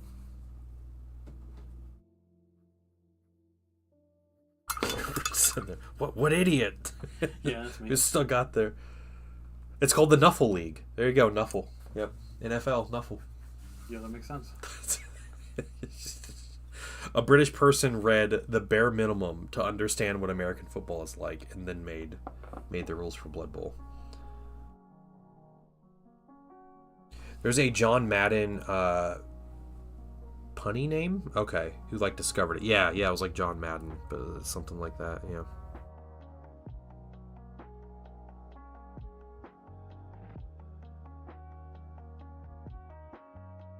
You can cheat in the game too. That's funny. Yeah. You can like, because you're not allowed to like kill people, but people Right. can get killed. And you can do like, you do like illegal tackles and stuff. And I think you can bribe refs, if I'm not mistaken. So if you do something illegal, you can like try to get away with it. And certain teams are better at it than others. The vampire teams are probably pretty good at it because they're probably just like have that old money. Yeah, I always feel like it's like the Greenskin, like the Skaven are always like the cheater teams. Yeah, that makes sense. But like everybody can do it, right? But yeah, it's like goblins and Skaven or something. You can bring more than 11 players if the other player doesn't notice. That's funny. Isn't that incredible? That's so funny. This is why people love that game, though. Like that kind of stuff is great.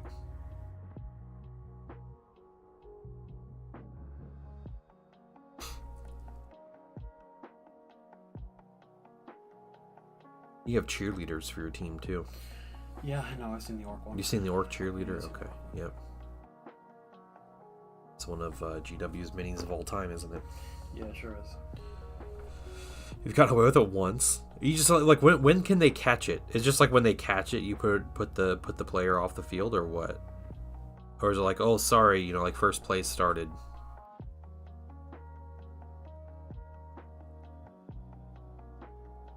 Yeah, mascots. Yeah. The mascots are kind of funny.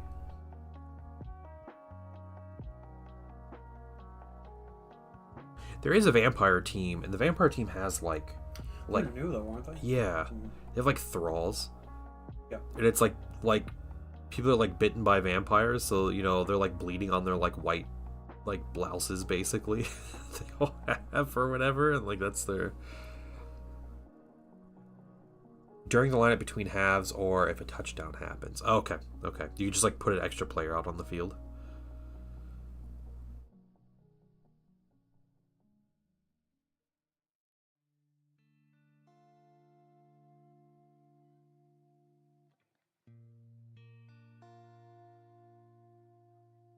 My in-person experience with Blood Bowl was when I was at a Heresy tournament,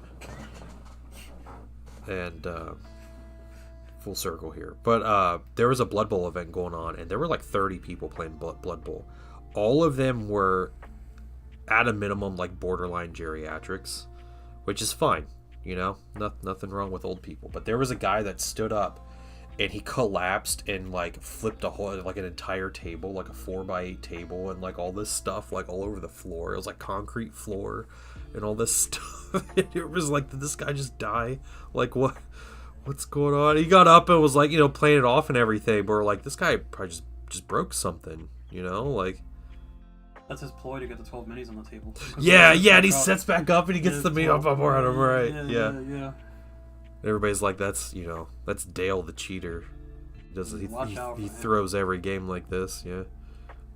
Hey, Connor, what's up? Yeah, the gnomes are smaller, so it's easier to put more players on the field. That's awesome. I would totally do a gnome team. I played.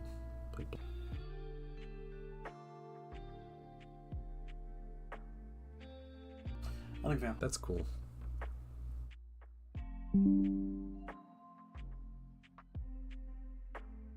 Back in? Are we back? You're red. Yeah, we'll see. We'll see what goes on. We should be back. All right. Yeah, cool. The halflings can have chefs and stuff to buff them. Yeah. Connor, how you doing today? Jumping on YouTube. Welcome in.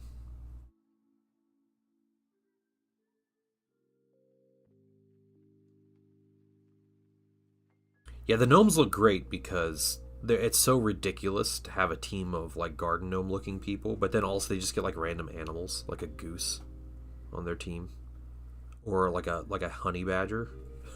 It's like,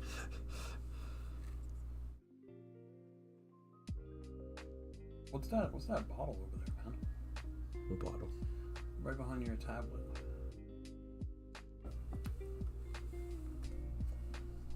No, back. Oh, this? Yeah. Oh, it was like PVA, like seal. Oh, mix. okay. Show that on stream real quick. Why? Oh, yeah. I've just seen that from across the room. Okay. Not the one with it out, dude. I'm just saying. With it out, it's hobby supplies, man. That's what you call it now? Yeah, I am calling it because that's what it is. Mm-hmm.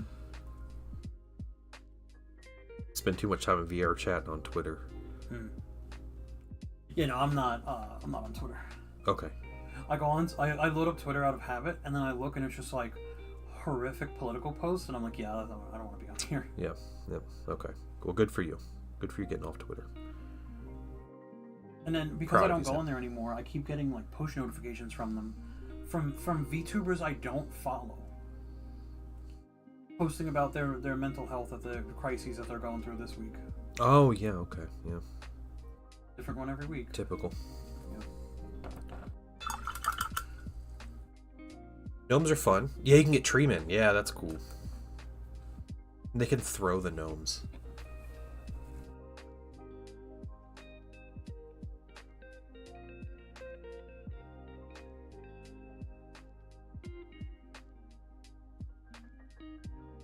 Looking at Blood Bowl minis. Mm-hmm. Actually, kind of curious. There's got to be like 30 teams.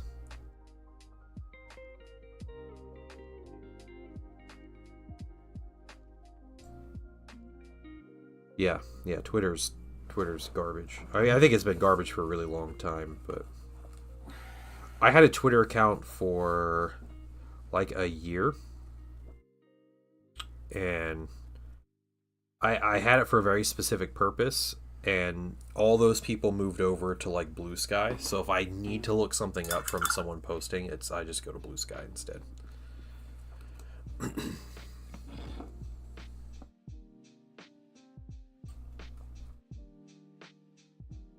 Shambling Undead.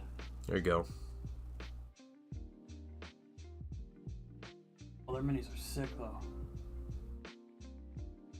$55 for a team though, it's not bad. Do they have add-ons? Like, yeah. Okay, so there are like standalone minis that make the pre-existing ones better. So my understanding is the standalone minis are stuff like mascots, but there's also star players. Yeah, okay. That are like named characters, that are like better. Yeah. Because the idea of the game is you play a season, which Yeah. is like a campaign. So it's, your team changes throughout. You can have like players get killed or like get injured out or whatever, and you have to put new ones in. Being on Twitter is a divorceable offense in your house? Nice. Good for you. Same with playing League of Legends. Dang. Alright.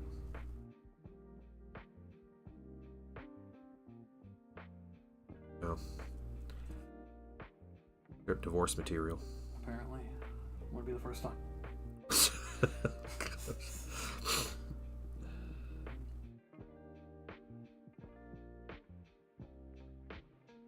Yeah, the Drakfang Thirsters is the vampire one. Yeah, that's pretty sick. Yep, that's a newer team. I think that was this year when those came out. Mm-hmm. Well, they have a new season or a new edition of Blood Bowl coming out soon. And it has Tomb Kings and Bretonnians, so medieval French, and then undead Egyptians.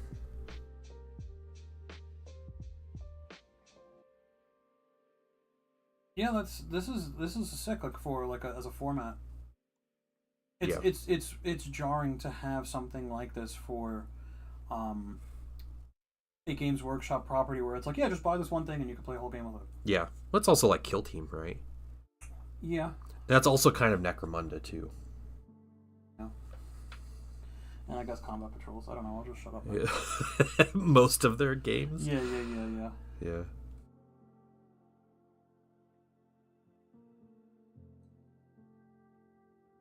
Did you know Games Workshop used to make a game called Inquisitor? And the minis were 40 millimeter scale. Or no, they were bigger. They were 54 millimeter scale.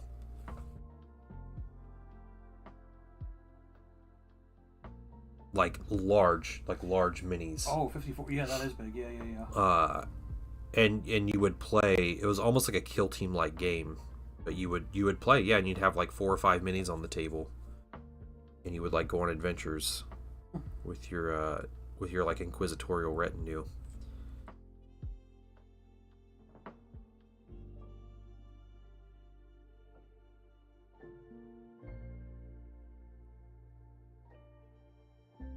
Yeah, the vampire dude is named Count Luthor von Drakenborg. And all these minis are about $40. The Star players. Yeah, because they're Forge World resin. I'm pretty sure they are.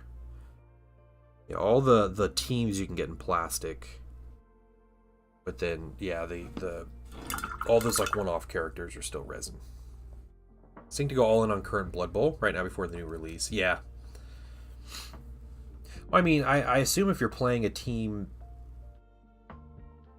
the team would still exist, right? Do they cycle teams through that game? Ooh.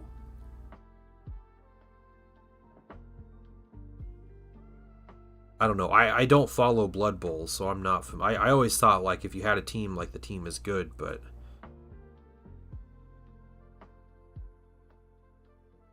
also if there's any group that plays GW games that would be cool with someone using like fan rules for a team, I feel like Blood Bowl would be the people to do it. Or do people take Blood Bowl really seriously? They don't seem like a group that takes these games really seriously. I have no idea. Okay. That already. Okay. Well, you'll find out, right? Find out soon.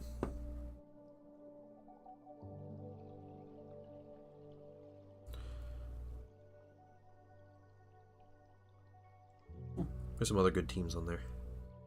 I mean, they have pretty much all the fantasy factions on here, right? There's multiple orc. There's Amazon, which is kind of just did this guy. What am I doing? What would describe Amazon? Ancient, Incan kind of. There's a Norse team. Mm-hmm.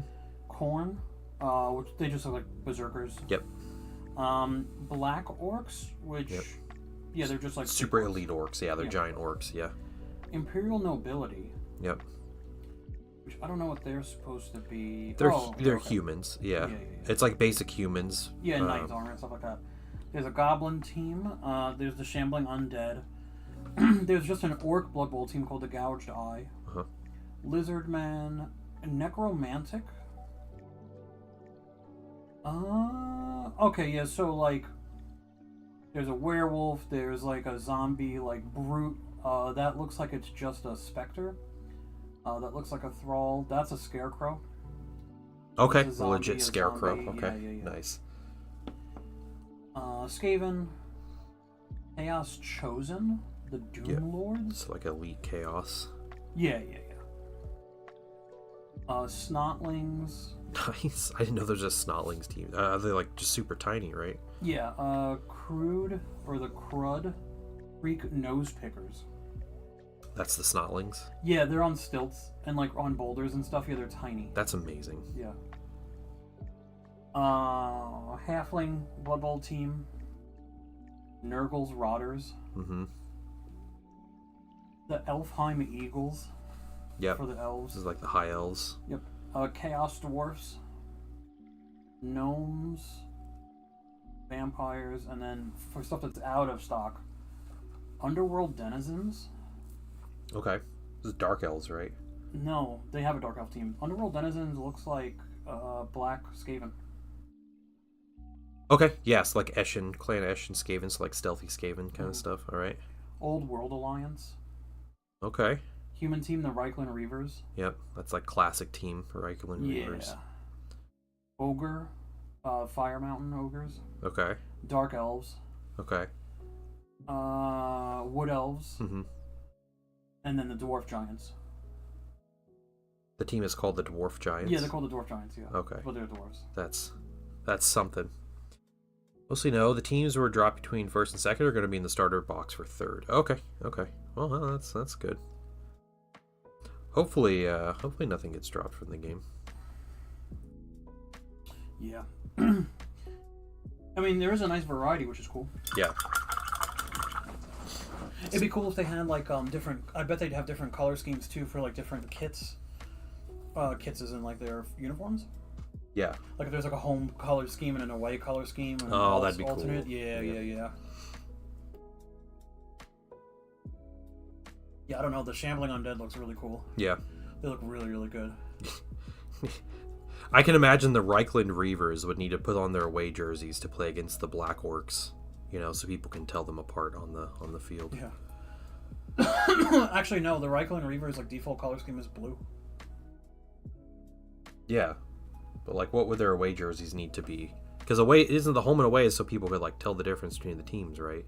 Yeah. But like when you're playing against like literal rotting corpses, you're like, I can't tell. What's your color scheme? Yeah. You could do that if you wanted to. Yeah, just grab 2 kits. That'd be sick. And just paint them with home and away jerseys. The game is cheap enough, right? You could do that. Yeah, it's not terrible at all. No. Spend $110 and then have like two of the same like sets. Home and away team. Yeah, like with just inverted colors, right? That's pretty great, actually. Do they have rules for like home and away games? Asking them. I didn't think you knew. No, I don't know. Okay. Oh, when the food gets here, you want to eat first? Sure. Yeah. I am not 110% hungry. You know what I mean? Okay. I was about to say hungry. I'm not hungry. Not hungry. Not hungry. He's in the Blood Bowl Super Bowl for his league. That's nice. Sick. Do people show up and watch? They got put like a lot of fanfare into that.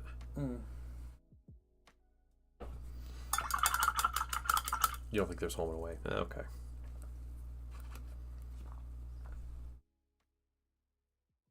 You trying to set up with your partner? Hey, are you using your home or away kit this game? Because I want to do the opposite. And they're like, what? Yeah. I just have one army. Oh, okay, cool. Pull out the 2 trays. Which color do you want to play? Yeah, it'd be sick to do like because the undead is like black with like flames. They're like kits, so it'd be sick to do white with flames, like the home, home colors. Yeah.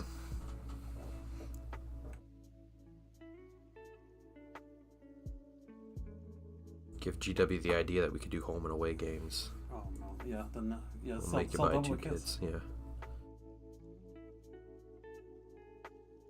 Okay. Go grab it.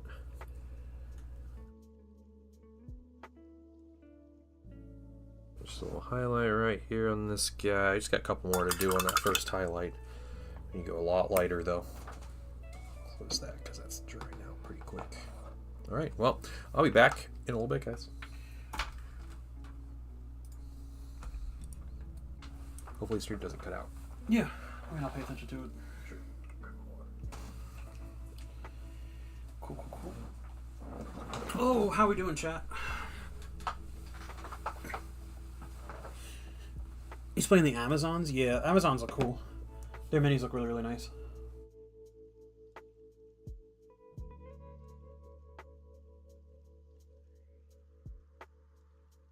What's up, Whoa? Whoa77. Whoa.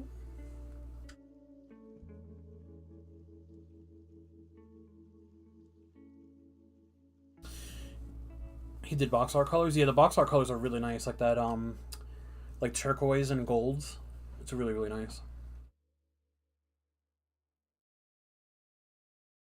The human faction for Drop Fleet. Do you have pictures of that? You can throw in the work in progress so I can take a look at that. Just doing some work training to eat away the workday, dude. I need to do some training at work. Actually, no, it's not training. They want me to do a year-end review of how I did this year. It's like, man, I didn't do anything this year at work. It's my first year at the company. Like, what accomplishments do I have? I showed up to work every day. Like, what accomplishments you're gonna have for that? Yeah, heck yeah. The human faction. That's gonna be sick. There's a guy who does, they're probably like way bigger. Well, actually, I don't know. I don't know how big of a scale they'd be. There's a guy on YouTube who does these, like card, minis you could buy off of him. It's like plastic card. It's like pre-cut, like laser cut. And you could snap fit them together. And they look really good as like spaceship designs. I forgot the guy's name. He does a lot of scratch builds on YouTube. He does a lot of plastic card scratch builds. His latest video is the asteroid ship from the cover of the 70s video game Asteroids. My first year design is circuit board. Second year I've been working out all the bugs in my design. Yeah, damn. That's cool. Like, yeah, what was the circuit board for? Was it for anything cool? A lot of the stuff I learn about circuit board design and usage is usually very niche, solving very niche problems with retro games. It's for a tank. Okay, yes, you can't talk about it. That's really cool, though. That's really cool. Yeah, a lot of the stuff I know about, like, circuit board design is like, yeah, we tried to figure out a way to get the pure video signal out of an N64 and into an HDMI port. And so we just designed this circuit board real quick that does that. And, like, they show the process of it a little bit and then explain it. And then they're like, yeah, we're selling it on our website now. And thanks to our sponsor, PCBWay.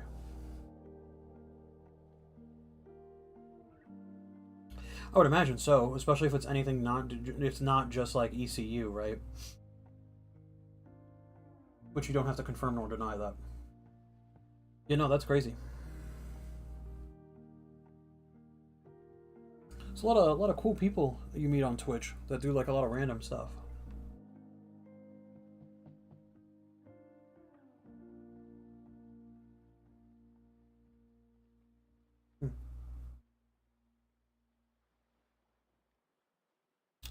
Yeah, I got my my very first Magic draft night tonight. I am looking forward to it.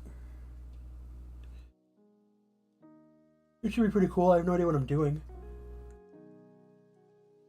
I ended up looking up like guides online. Ah, okay, cool. Yeah, there's a college in Southern Ohio. It's like one of the best ones. Dead Zone? What's Dead Zone? Sounds so familiar. There's a college in Southern Ohio that's like one of the best in the country for video game design. Allegedly. I don't really know how true it is or not. Kinda doubtful, personally, but...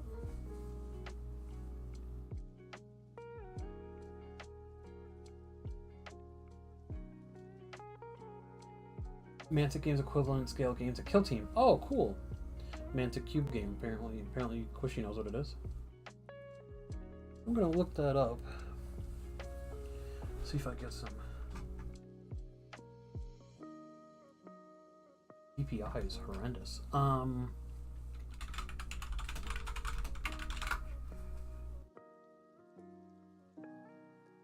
The Halo game, okay.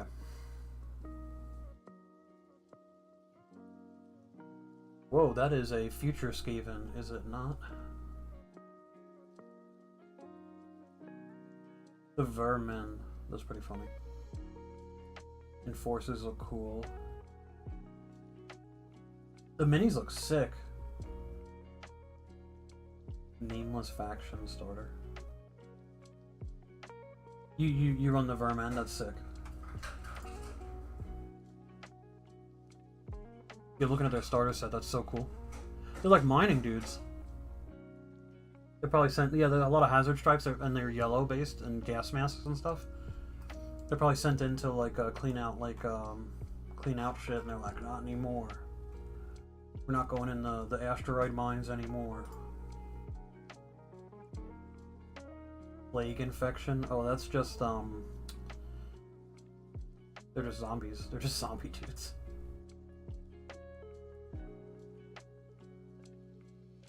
Mason Labs looks cool.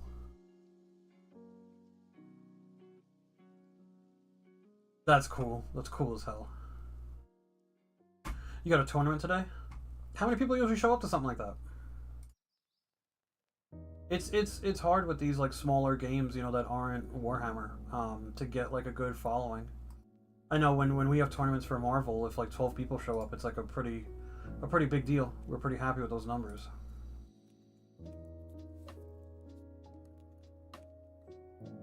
Yeah, these are just generic people.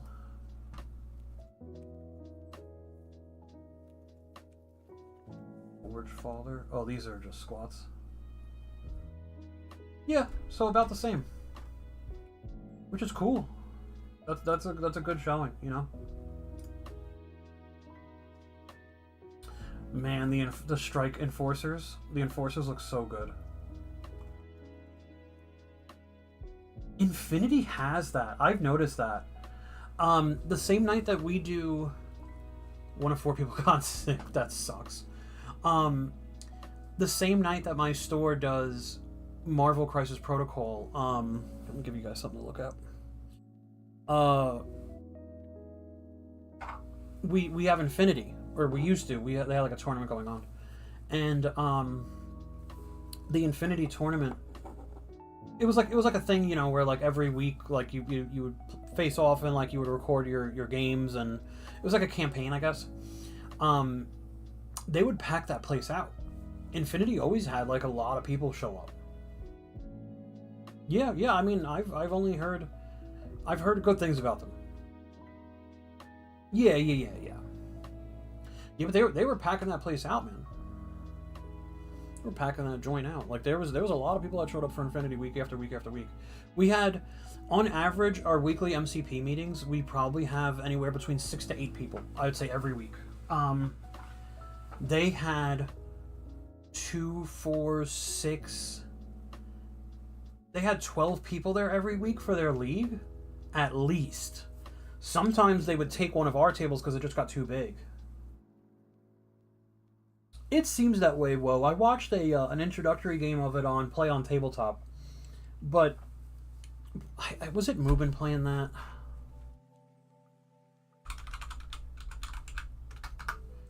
I'm gonna have to look that up. Who was playing Infinity? I know one of them was that Nick guy. The rules are very, very dense.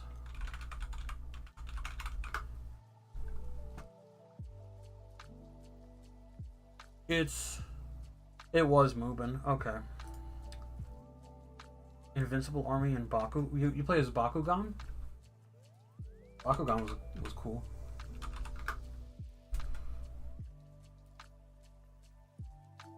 Yeah. There's a ton of decisions to make with every activation, right?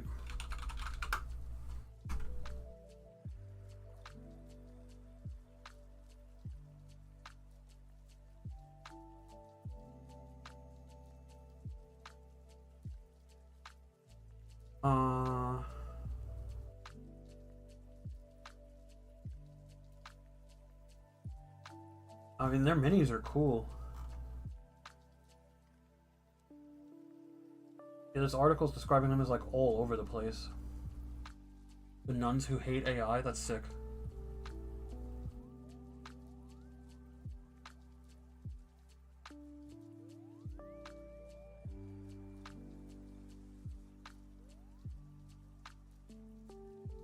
Whoa, they get little mech dudes? This weird hybrid of like Tau.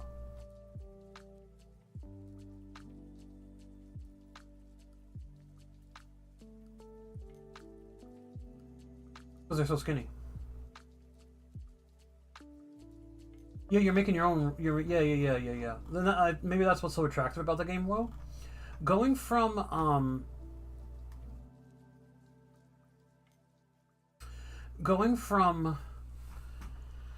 40K to MCP, I think the most jarring thing and one of the coolest things was going from You Go I Go to alternate activations. And man, how much of a difference it makes. It's so nice. It's so nice to be like that active in the game, and maybe that's the attractiveness of Infinity. So I watch a more recently. I've been watching a good deal of Play on Tabletop. I've been watching them for a couple years now. Mubin from Play on Tabletop has come in here a couple times, and I kind of fangirled a little bit. It's Benchy. It's Benchy the boat. So he plays Marvel Crisis. Oh, it's still You Go I Go. It's just that you have like AROs on your opponent's turn. Right. But yeah, you have more than one reaction. Whereas in Horus Heresy, you have one reaction per phase. This one is like, yeah, you're reacting all the time. So it's not. Yeah, it's kind of. I know what you mean. I watched Play on Tabletop play an introductory game of Infinity, where it was just two factions like just shooting at each other from across the board. But the thing with Play on Tabletop is like they get rules wrong. I play a lot of MCP, a lot. Like I play 2 to 3 games per week every week, in person, and sometimes even more if I'm in a TTS tournament or something like that, a tabletop simulator tournament. I watched Play on Tabletop play MCP, and every single game they played, they got at least 1 to 2 rules wrong. And then also like they were doing this weird thing for a while where, I mean, they still kind of do, I guess. They want to keep everything in affiliation. So if they're playing as X-Men, they only play as X-Men. They don't add anybody else, which is not the norm. And certain factions are locked out of the correct number that you need to get to the point level that's agreed upon for the game. Because your point levels are anywhere from 15 to 20.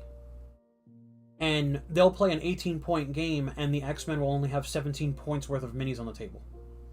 And that could be the difference between winning and losing, is like that 1 point.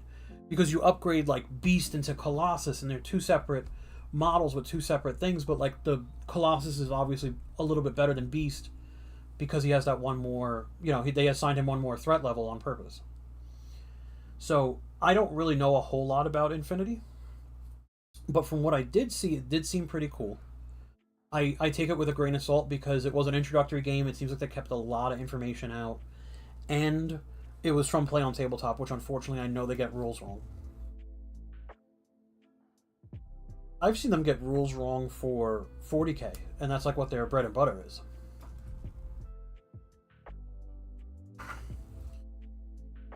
I printed this for TPD, and I think it's been on his desk ever since. This is a Sync aerator wrench. Yeah. I printed 2 because they're really cheap to print, like there was nothing to them. I was like, yeah, I'll print him 1 in case he needs it. He's like, oh, thanks, man. You put it there, and it's collecting dust. Bro's not cleaning out his aerators. Yeah, Dunder, yeah. Right, whoa, yeah, and I think they were talking about it because they both played normal games of Infinity, and I think they were just doing the intro game to gauge people's interest, right? Like if a lot of people watched the video, if there was a lot of comments about it, then they would know, like, oh, we could do more of this. They played the intro game, and they were talking about how a lot of the game was not even going to be acknowledged in this demo game because it's too much to learn. You're still learning how to just play the game. And yeah, it was just 3 dudes against 3 dudes just shooting each other. It's like, oh, okay. That's a game.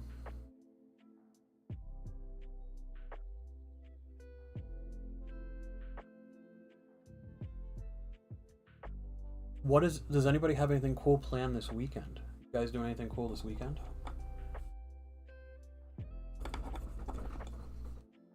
You want that kimbap? The rest of the kimbap? Yeah. Okay, cool. I have it. Okay. Did you have one of the fish? Got it right here. Is that you have both of them? Just have one of them with me. Okay, yeah. Yeah. Cool, it's like the dessert. I know, it sounds like chocolate hazelnut. Yeah. Chocolate hazelnut fish. Don't have objectives, there aren't number orders, yeah, exactly. Who's that? We're talking about Infinity. Oh, nice. Okay. The Devil's going down to Georgia tomorrow. In parentheses, I'm going to Georgia. Wouldn't you be going up to Georgia? Yes. Why are you going up to Georgia? Are you going to the crossroads? One of the big city of Columbus, Georgia.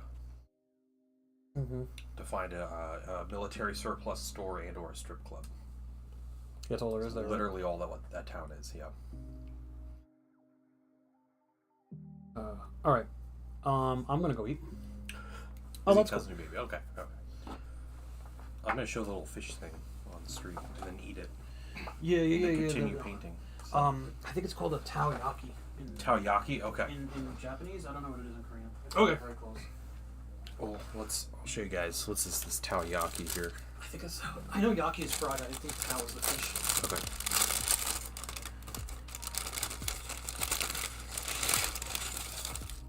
Oh, that's the whack one, huh? Probably.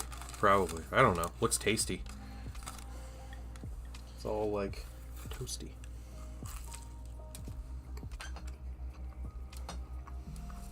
Did you have your? Yeah, sorry. I know you said you didn't want bread. That's all right.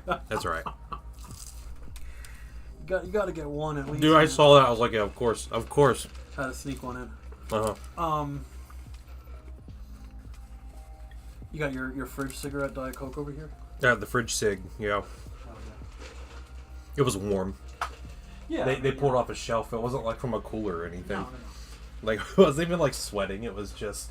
Yeah, because I mean, like, the place is in it's in a test kitchen. This is all. Oh, is it really? This is a ghost kitchen place. Yeah. Oh, okay. It's a big building that's like, the only thing that says on the building is pick up order here. Because I Googled it because I wanted to go there and, like, meet the people that made this food because it's so good. Yeah. And it's like, oh yeah, it's just in an empty building. There you go. Just like chocolate and hazelnut. That's all it is. Alright, I'll be back. Cool. Enjoy your lunch. Wow.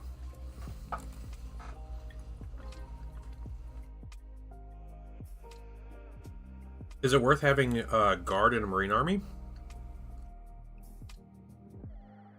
About like Imperial Guard? Are you talking about like 30k or 40k? I don't think you can put them together in 40k and 10th, but 30k, like having militia and stuff, or Solar Ox in your armies, it definitely has uses.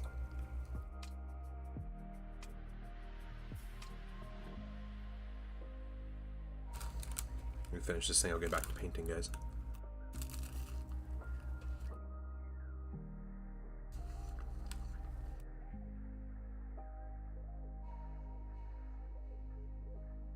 So we ordered from this Korean restaurant. It's apparently a ghost kitchen. And I've had their bibimbap before. I just ate japchae noodles. So it's like stir fry, like glass noodles. They're so good.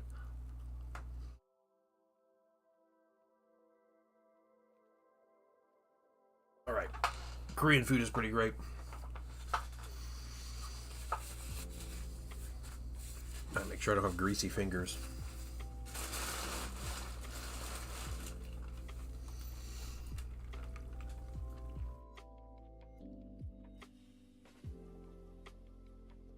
Also, give me 1 second. I gotta get my apron. I'm not getting paint on my clothes. Look at me!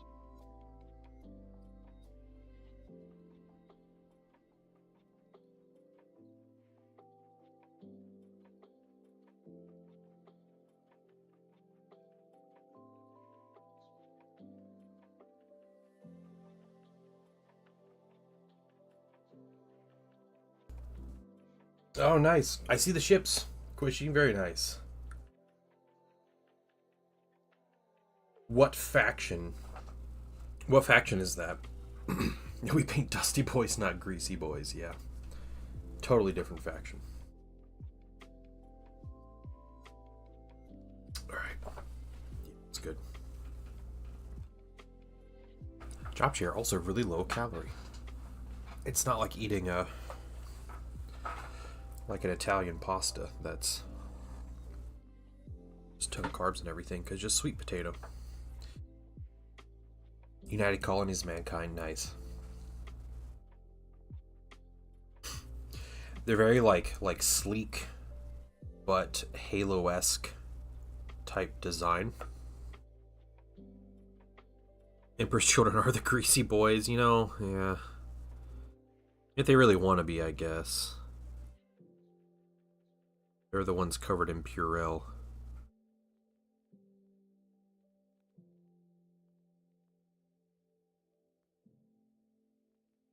Hydrate this paint a little bit.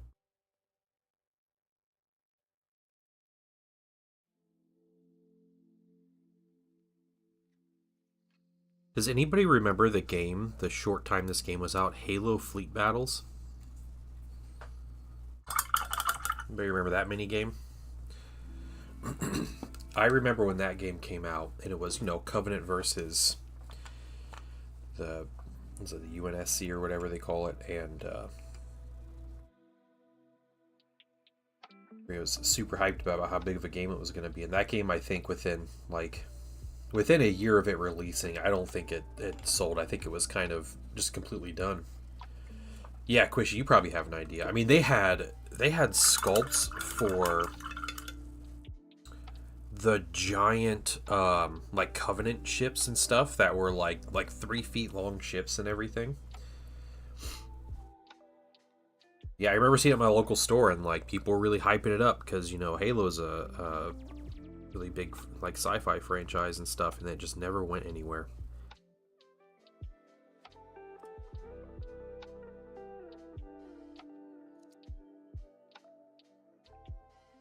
I think about guard because I could use Krieg as trader guard. Oh yeah, okay. Yeah, I think there's definitely a use for the trader guard units and stuff in the Chaos Marine army, but I am so far removed from meta 40k that I don't understand what would be good and what wouldn't.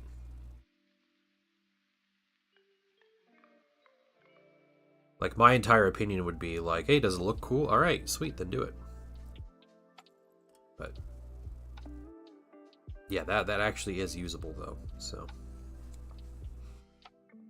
Halo Flashpoint's growing. I hope it does. Yeah. It's, not my kind of game, but I like it when Mantic Games does well. They've suffered through some pretty bad IPs that they've tried to make mini games out of. They did a Mars Attacks game, which they might still sell. I don't know if they do or not, but that was a weird one.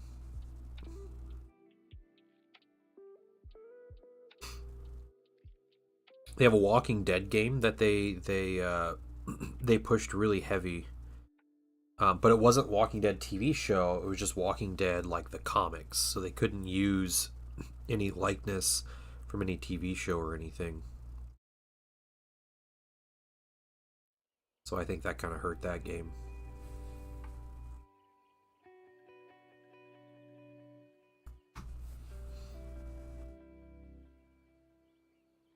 I'm gonna do Master Chief on Master Chief. Fight, nice.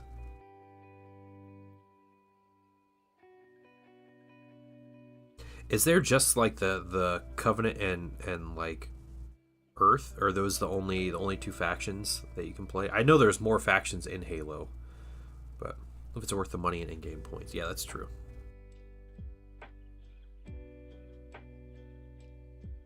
In general, Night Trap, I think the idea when you're thinking of that, in my mind at least, what I think about when I'm like, man, can I add these to this army, is I'll buy a squad and I'll paint it. If it's fun and I think it'll be interesting to do, then I'm happy with my purchase. If not, then just one squad, but then maybe I'll purchase another squad. if I liked it a lot. And eventually that builds out into like its own army, right? So you just have, it's like an excuse to like slowly collect another army while they kind of tie in with your current one. That's kind of the way to do it. Pale skin, gauntish looking plague bears would look cool. That's true. Yeah, plague bears would look pretty cool too. It's Banished and UNSC, but ODST is coming soon, and there's whisper of a proper Covenant. So there's not even like the actual Covenant, it's the Banished. Who are the Banished now? I played Halo through Halo 3. That's the extent of my knowledge. And I honestly don't remember much about Halo 3 as a game. I played a lot. I played the Halo 2 campaign a lot when I was a teenager. So I remember like the Arbiter and like his whole story and all of that, but they came with Infinite. Okay. They're like a subsect of the Covenant.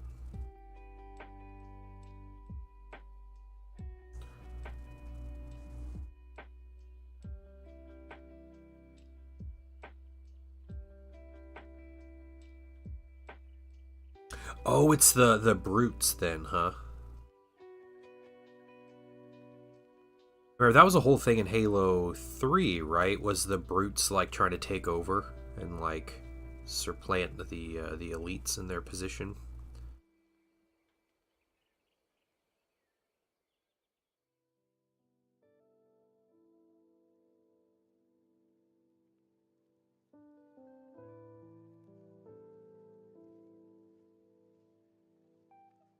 The Arbiter was like a lone warrior. Like he's supposed to die as penance for whatever offense he had.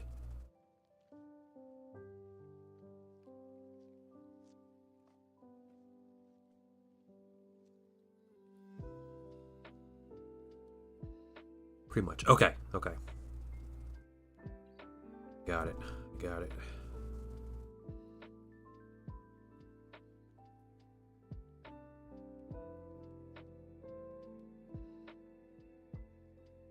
It's annoying. There's 250 point cap for demons at 1,000 points. You plague bears 110, it's 220. You nurgling is 40. Oh yeah, it's probably intentional.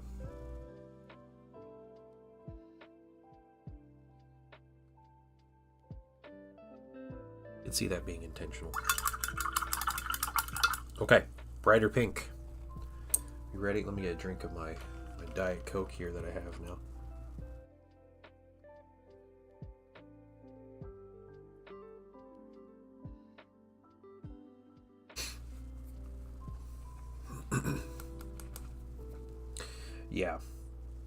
Yeah, a lot of times, Night Trap, when you see those kinds of combos, or like those point differences, like it's intentional. Where like they know you could fit extra things in there and they don't want it to happen. And so I think the Nurglings have been historically the issue with 10th edition being allied in and doing things, so try to price things around Nurglings not being able to fit. And most people probably wouldn't argue with it. I agree with that. Definitely check with your opponent before you play. You never want to be the guy that shows up breaking rules.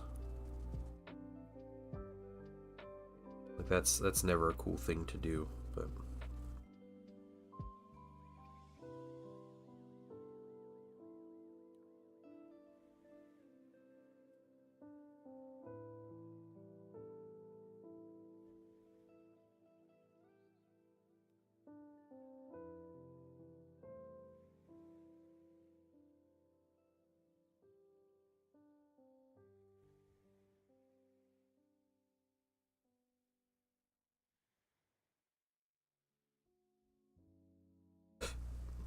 get this nice bright pale pink.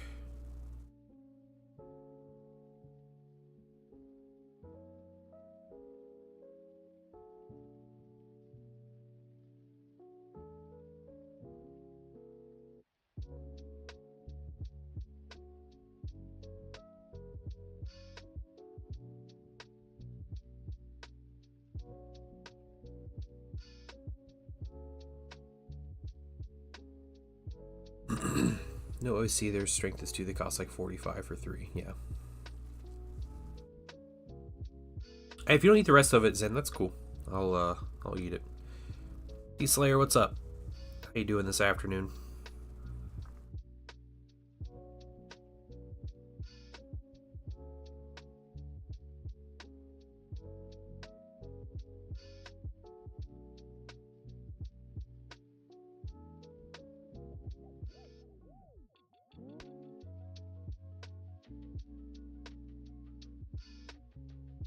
Yeah, Nurglings have been... I know they've been a big issue in 10th edition because they can still... Or they could. I don't know if they still can. There may have been rules that stopped them. But they could still do actions and still get you secondary objectives. But they were super cheap and they're really tough for being, 45 points or whatever. So, and I think they have Infiltrate. So people would just take them with armies like knights and stuff, and they're just like they kind of work around what's supposed to be a disadvantage for knights and just turns it into like a really big advantage. So whereas like plague bearers they can't do most actions anymore. Is that okay? So that may be a thing that was corrected since I was last like paying attention to it. But that would be the reason why, it's like the Nurglings are the issue over something like plague bearers that are slow and don't have infiltrate and cost a lot more points.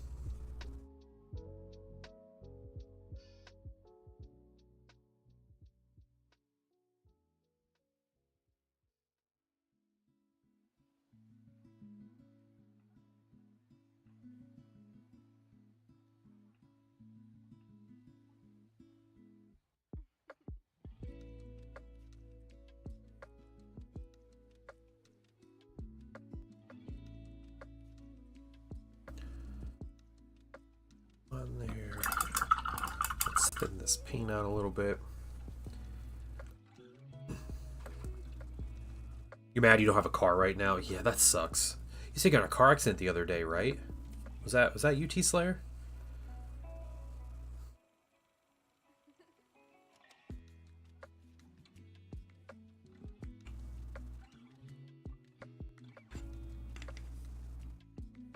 It is extremely stressful to get in a car accident. Very stressful. On the 15th, yeah. Yeah, I'm sorry about that. Hopefully things get resolved quick. I ended up getting a car accident and I ended up I sued the other insurance company because it was a bit ridiculous and they were trying to blame me for the other driver going into my lane and hitting me head on, trying to pass stopped traffic, and their insurance company were trying to blame me, and so and then they were like really trying to pay a lot less than what I felt was appropriate. My attorney felt the same way. But yeah, that took a long time. I didn't get paid from that. I got an initial insurance check, but I didn't get the remainder of that payment for over a year.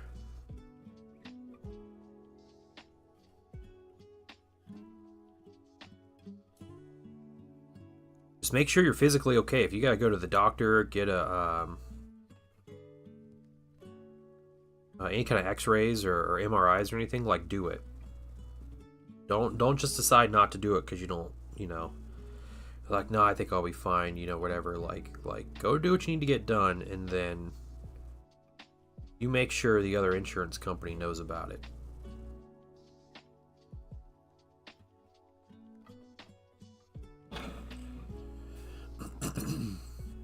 Excuse me. Maybe the last ship's nice. Oh, hey, sweet. My tablet just blue screened on me. That's cool.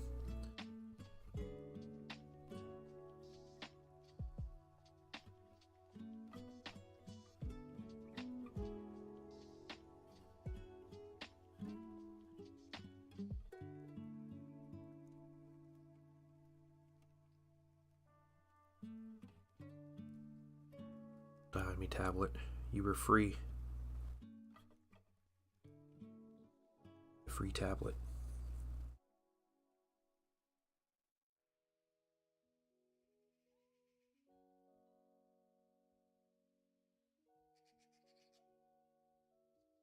We're gonna paint the ships nice.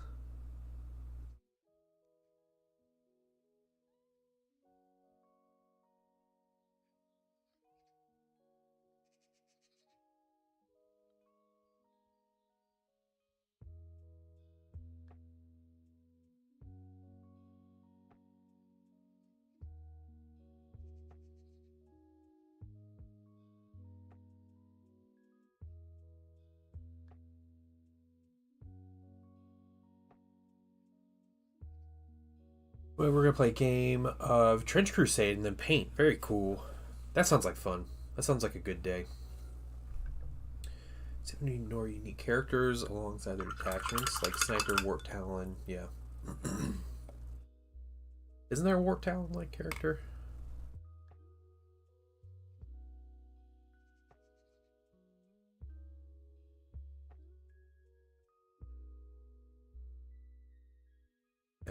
Should be playing a game of Heresy next week. I was thinking about getting a game this week, or this weekend, but I think I just want to stay home and like not talk to anybody.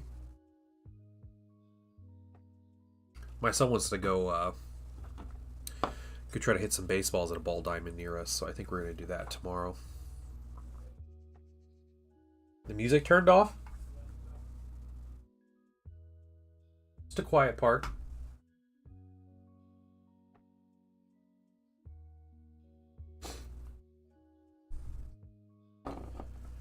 Let me my actual chat back up.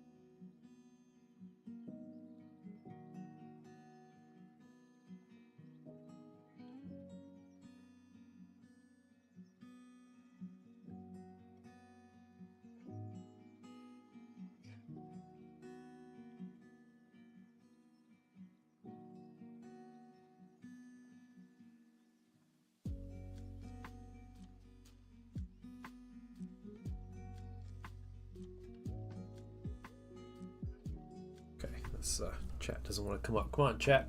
Or Jump Hat can have talons, but can't be attached to Warp Talons. Oh, that's pretty ridiculous. Well, I guess Warp Talons are like, warp mutated and stuff. So maybe they just don't play nice with others or don't listen to directions or something. I could see like a loreful reason for that, but yeah, having a character that could go with them would be nice.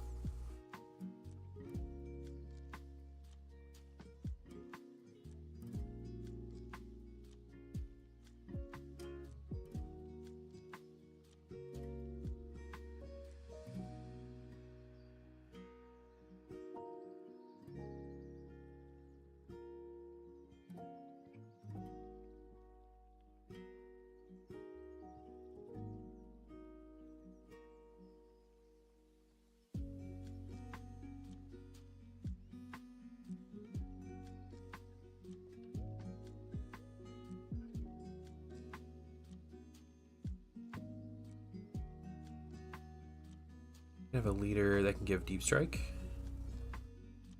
Oh, Raptors, yeah. Yeah,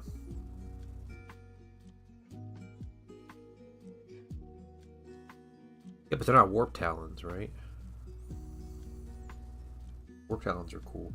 Man, painting those minis are pure suffering. Those kits. I absolutely despised the Warp Talon Raptor kits.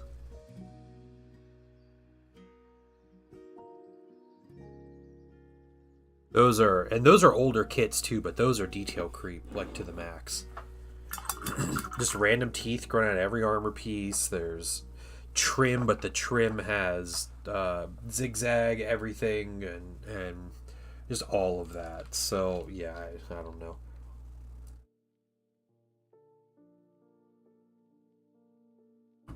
You know, T Slayer, I'm gonna say, you're saying apparently you were at fault. I would still contact an attorney or something. Most attorneys, when it comes to car accidents, they do the whole I don't get paid unless you get paid thing. Like, you don't pay them out of pocket. And you can talk to the attorney about their like policies and stuff, but a lot of them is they take a cut of what you get. And so, you know, trying to get something that's fair, right, you feel is fair, like talk to the attorney and see what they can do. Most of them do like free consultations and stuff. Yeah, you don't want to just like roll over and accept that, because, you know, that's a lot of money and that kills your insurance and all of that. So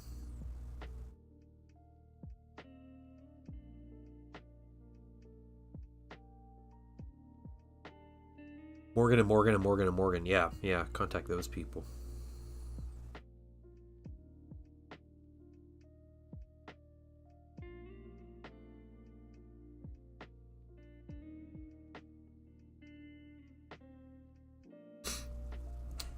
The bolt that holds the resin tank in my Mars 3 snapped. Oof, okay.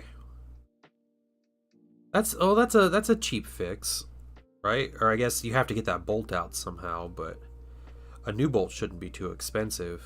But yeah, that's work, isn't it? How did that happen? You yanking the vat out of it or something? Or that's pretty wild.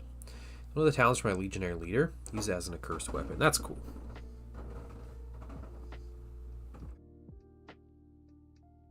Welcome back. How was the soup? Oh. That good, huh? Yeah. I'm full of soup. Yeah. A little nice warm day.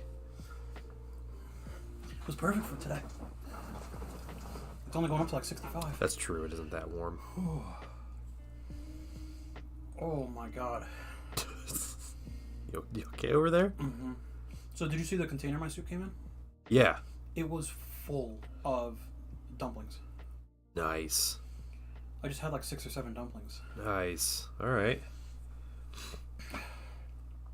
Run screen snap. That's wild. That's crazy. Yeah, that was incredible. Yeah, Chache was really good. Yeah, I love that place.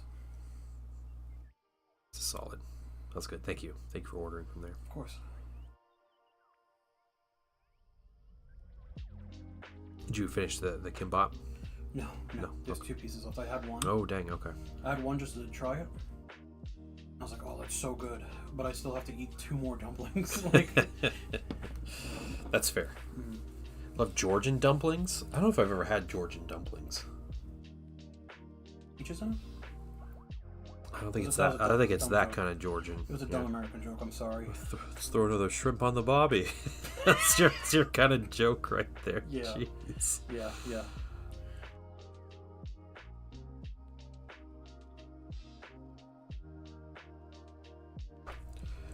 We don't really have a good Korean place in town, so I go to my adopted mom for Korean food. Well, there you go. All right. My best friend in high school is Korean. And I would go over his family's house for dinner often. They would invite me over. And oh just show my up. God. Just show up with a fork in your hand. Like, Yeah. Holding it vertically. Feed me. Yeah. A little napkin tucked in my collar. Yeah. Yeah. Yeah, looking like a Norman Rockwell painting. Yeah. There's soup in the dumpling. Oh, legit! It's a soup dumpling. Sick. But it's a Georgian. What kind of soup do they put in the dumplings? Probably a chicken.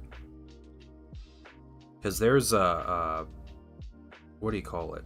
Chinese. Yeah, Chinese. Soup dumplings. No, they're soup dumplings. What's the style of food? Dim sum. Dim sum. There it is. Yep. Dim sum has soup dumplings. We eat soup dumplings all the time. My wife got me a bamboo steamer for my birthday.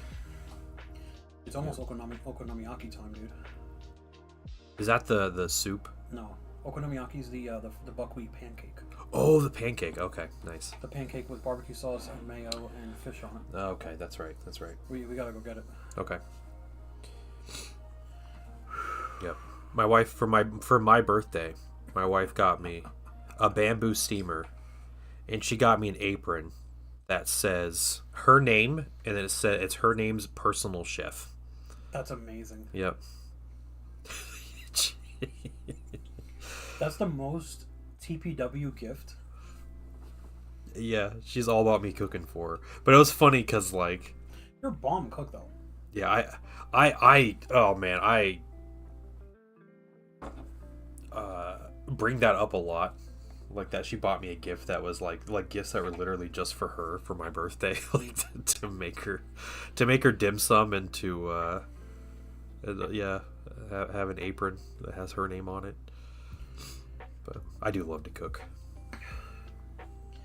I really wish this was a regular restaurant because I would 100% just go there and eat by myself and talk to the people there. Yeah, just make them uncomfortable. No, because Go talk to the hostess or something and just the hostess, dude. This place is run by like a mom and her 2 kids. Yeah. Like there's no. so it's like one of the kids. Yeah, no, the mom would come out and be like the other Korean spot we go to. Yeah. Where the aunties come out, dude, and they sit down and talk to you. But you didn't go in there and order a burger? You got some off the Korean menu in the back? Oh. Yeah. Guys, all right.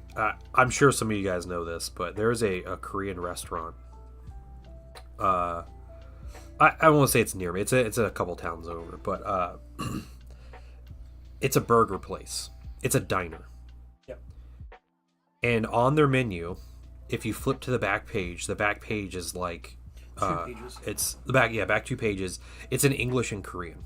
The back 2 pages. But you go in here and it's like they do like, eggs and bacon for breakfast, and then they have a burger with chicken wings on it is like their thing or whatever. It's the most like American diner menu, and you walk in there, it's a bunch of old people eating like over salted scrambled eggs or whatever, and in the back of the menu it's a Korean menu with like japchae and ramen and a Korean barbecue like bulgogi, yeah, all this stuff. And it's a Korean like woman that runs this restaurant. And so I got ramen there. Ramyun there once. It's you say it? Ramyun? I got that there once. And the lady came out and was talking to me about it. And she was telling me this whole story about when she came to the US. She lived in New York City when she first like immigrated here, and she lived with these 2 older Korean women, and they would make their Ramyun? with they'd put kimchi and American cheese in their Ramyun. and and she's like, you should try it like that next time you come in. You should try it like that. And I was like, oh, okay, sure, yeah. Well, I came in, it was like 3 months later. I go into that restaurant, I order the Ramyun? Yep. And and she's like, do you want cheese and kimchi in it? I was like, you don't remember me. No, there's no way this lady remembers me. Sure enough, yeah, she remembers. It sounds like Army Man soup. I'm sure that's That's Buddha Jjigae. That's Buddha Jjigae. That has spam in it. Soldier's stew, Buddha Jjigae. Oh, okay, yeah. That's fire. I love Buddha Jjigae. It sounds good. I mean, spam doesn't sound too bad in that, but like it's do you remember when they give you that little cup of soup? The tofu soup, the red tofu soup? Yeah. Okay, so it's that soup base, right? Okay. But instead of putting tofu in it, they put like rice noodles, and they put slices of spam in it, and then like spicy, okay, like chicken broth. Oh. Yeah, I can dig that. All right. Yeah, that's good. But yeah, the diner Korean woman remembered me many months later. It made me kind of uncomfortable, but plus, is that ramyun? Ramyun. It's got whatever you have plus ramyun. Oh, interesting. All right. Which is just the noodles, I guess. Yeah, good restaurant though. That place is okay. It honestly, like, it's mid compared to this spot. This spot's incredible. This spot's got some North Korean flair to it, I think. Or you got North Korean. Yes, So my high school friend, his grandmother escaped North Korea and made it out into South Korea and lived there for a while, and then eventually like immigrated here when her daughter and married his dad and came to America. She came with them.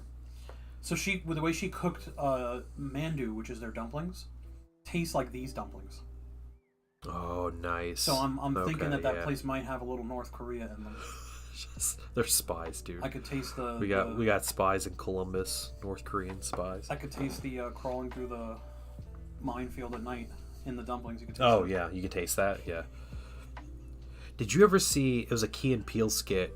It was two guys, and they were making a front for their, like, drug selling business, and it was a food truck. Okay.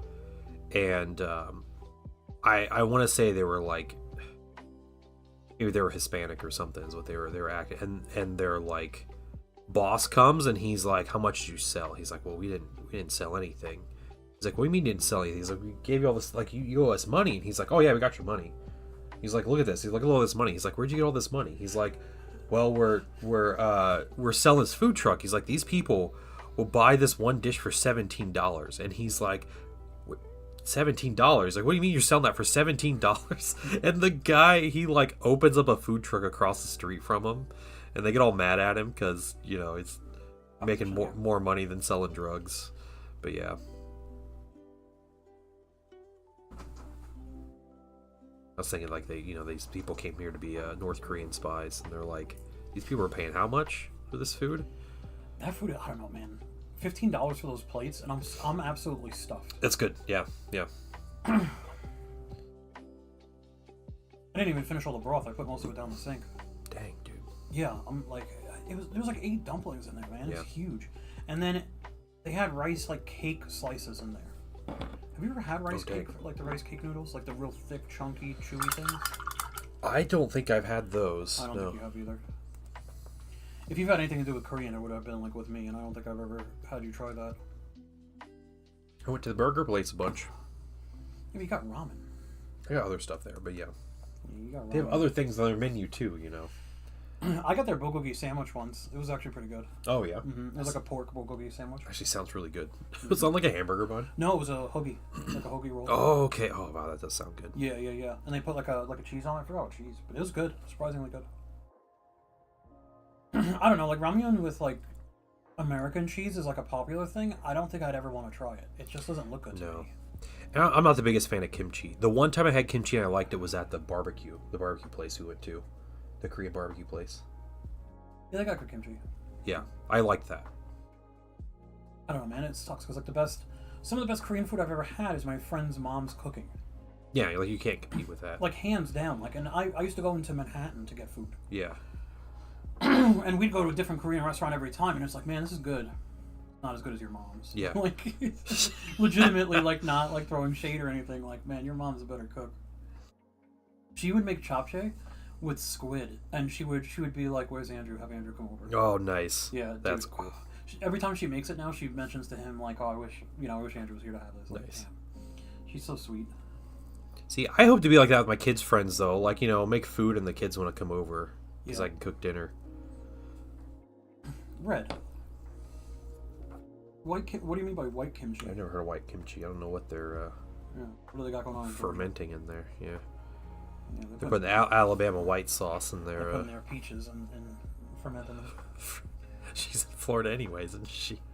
Yeah. Oranges. It's oranges, yeah. Oranges and gator skin. red algae. Water It's pollutants. not spicy. I've never had white kimchi in my life then. Weird. Yeah, I don't know what that is.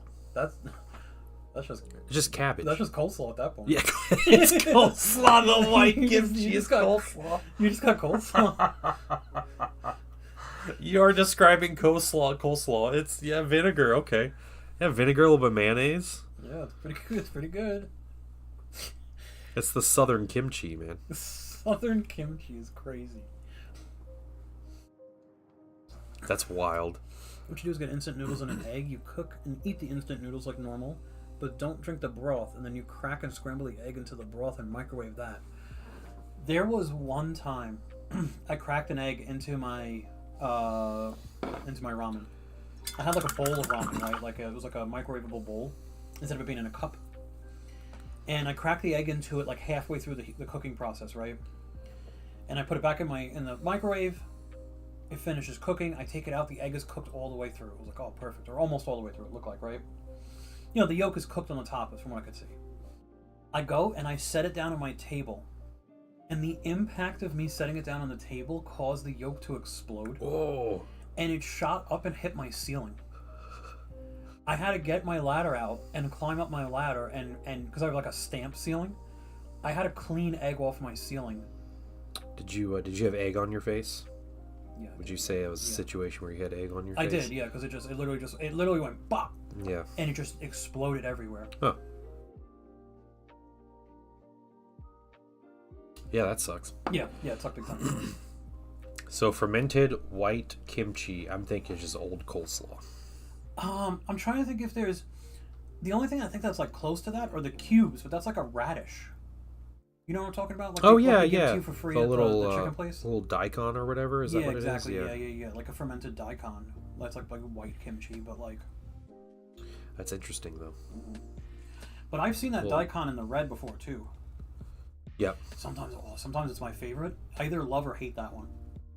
Because if it's sweet with that spicy and the vinegar. Oh, is that it? The daikon stuff? Oh, okay. All right, I got you. Yeah, red is still the better one, hands down. Yeah, the best kimchi I've ever had was my friend's mom's. She would ferment it at home, and because the dad was diabetic, she couldn't put sugar in it because he put sugar in it to like cut down on like the heat, the acidity. Oh so yeah. So she would put equal. But the first time she made it, she didn't know that equal was like supposed to be like equal. So, or is it equal? Is equal like 1-to-1 with sugar, like sweetness? I don't know. I thought they were all like way sweeter, right? Yeah. So she put too much, and the kimchi came out like a little sweet, like a little sweeter than usual, and they loved it. So she just kept doing it. Yeah. So she just kept putting. I think she would get like a gigantic jar.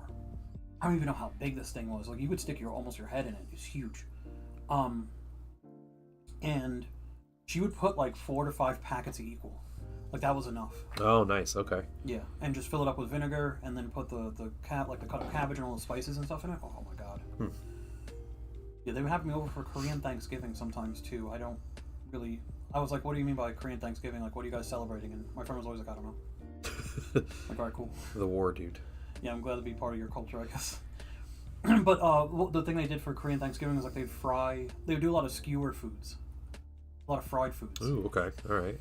So she would make meatballs, like with like a lot of like veggies in it. They were so good.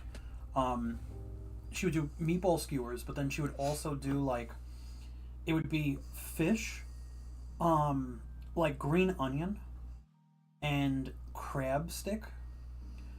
Deep fry all 3 of those on a skewer, and you would just like rip it all at once and eat it. Oh my god. Oh, nice. Yeah.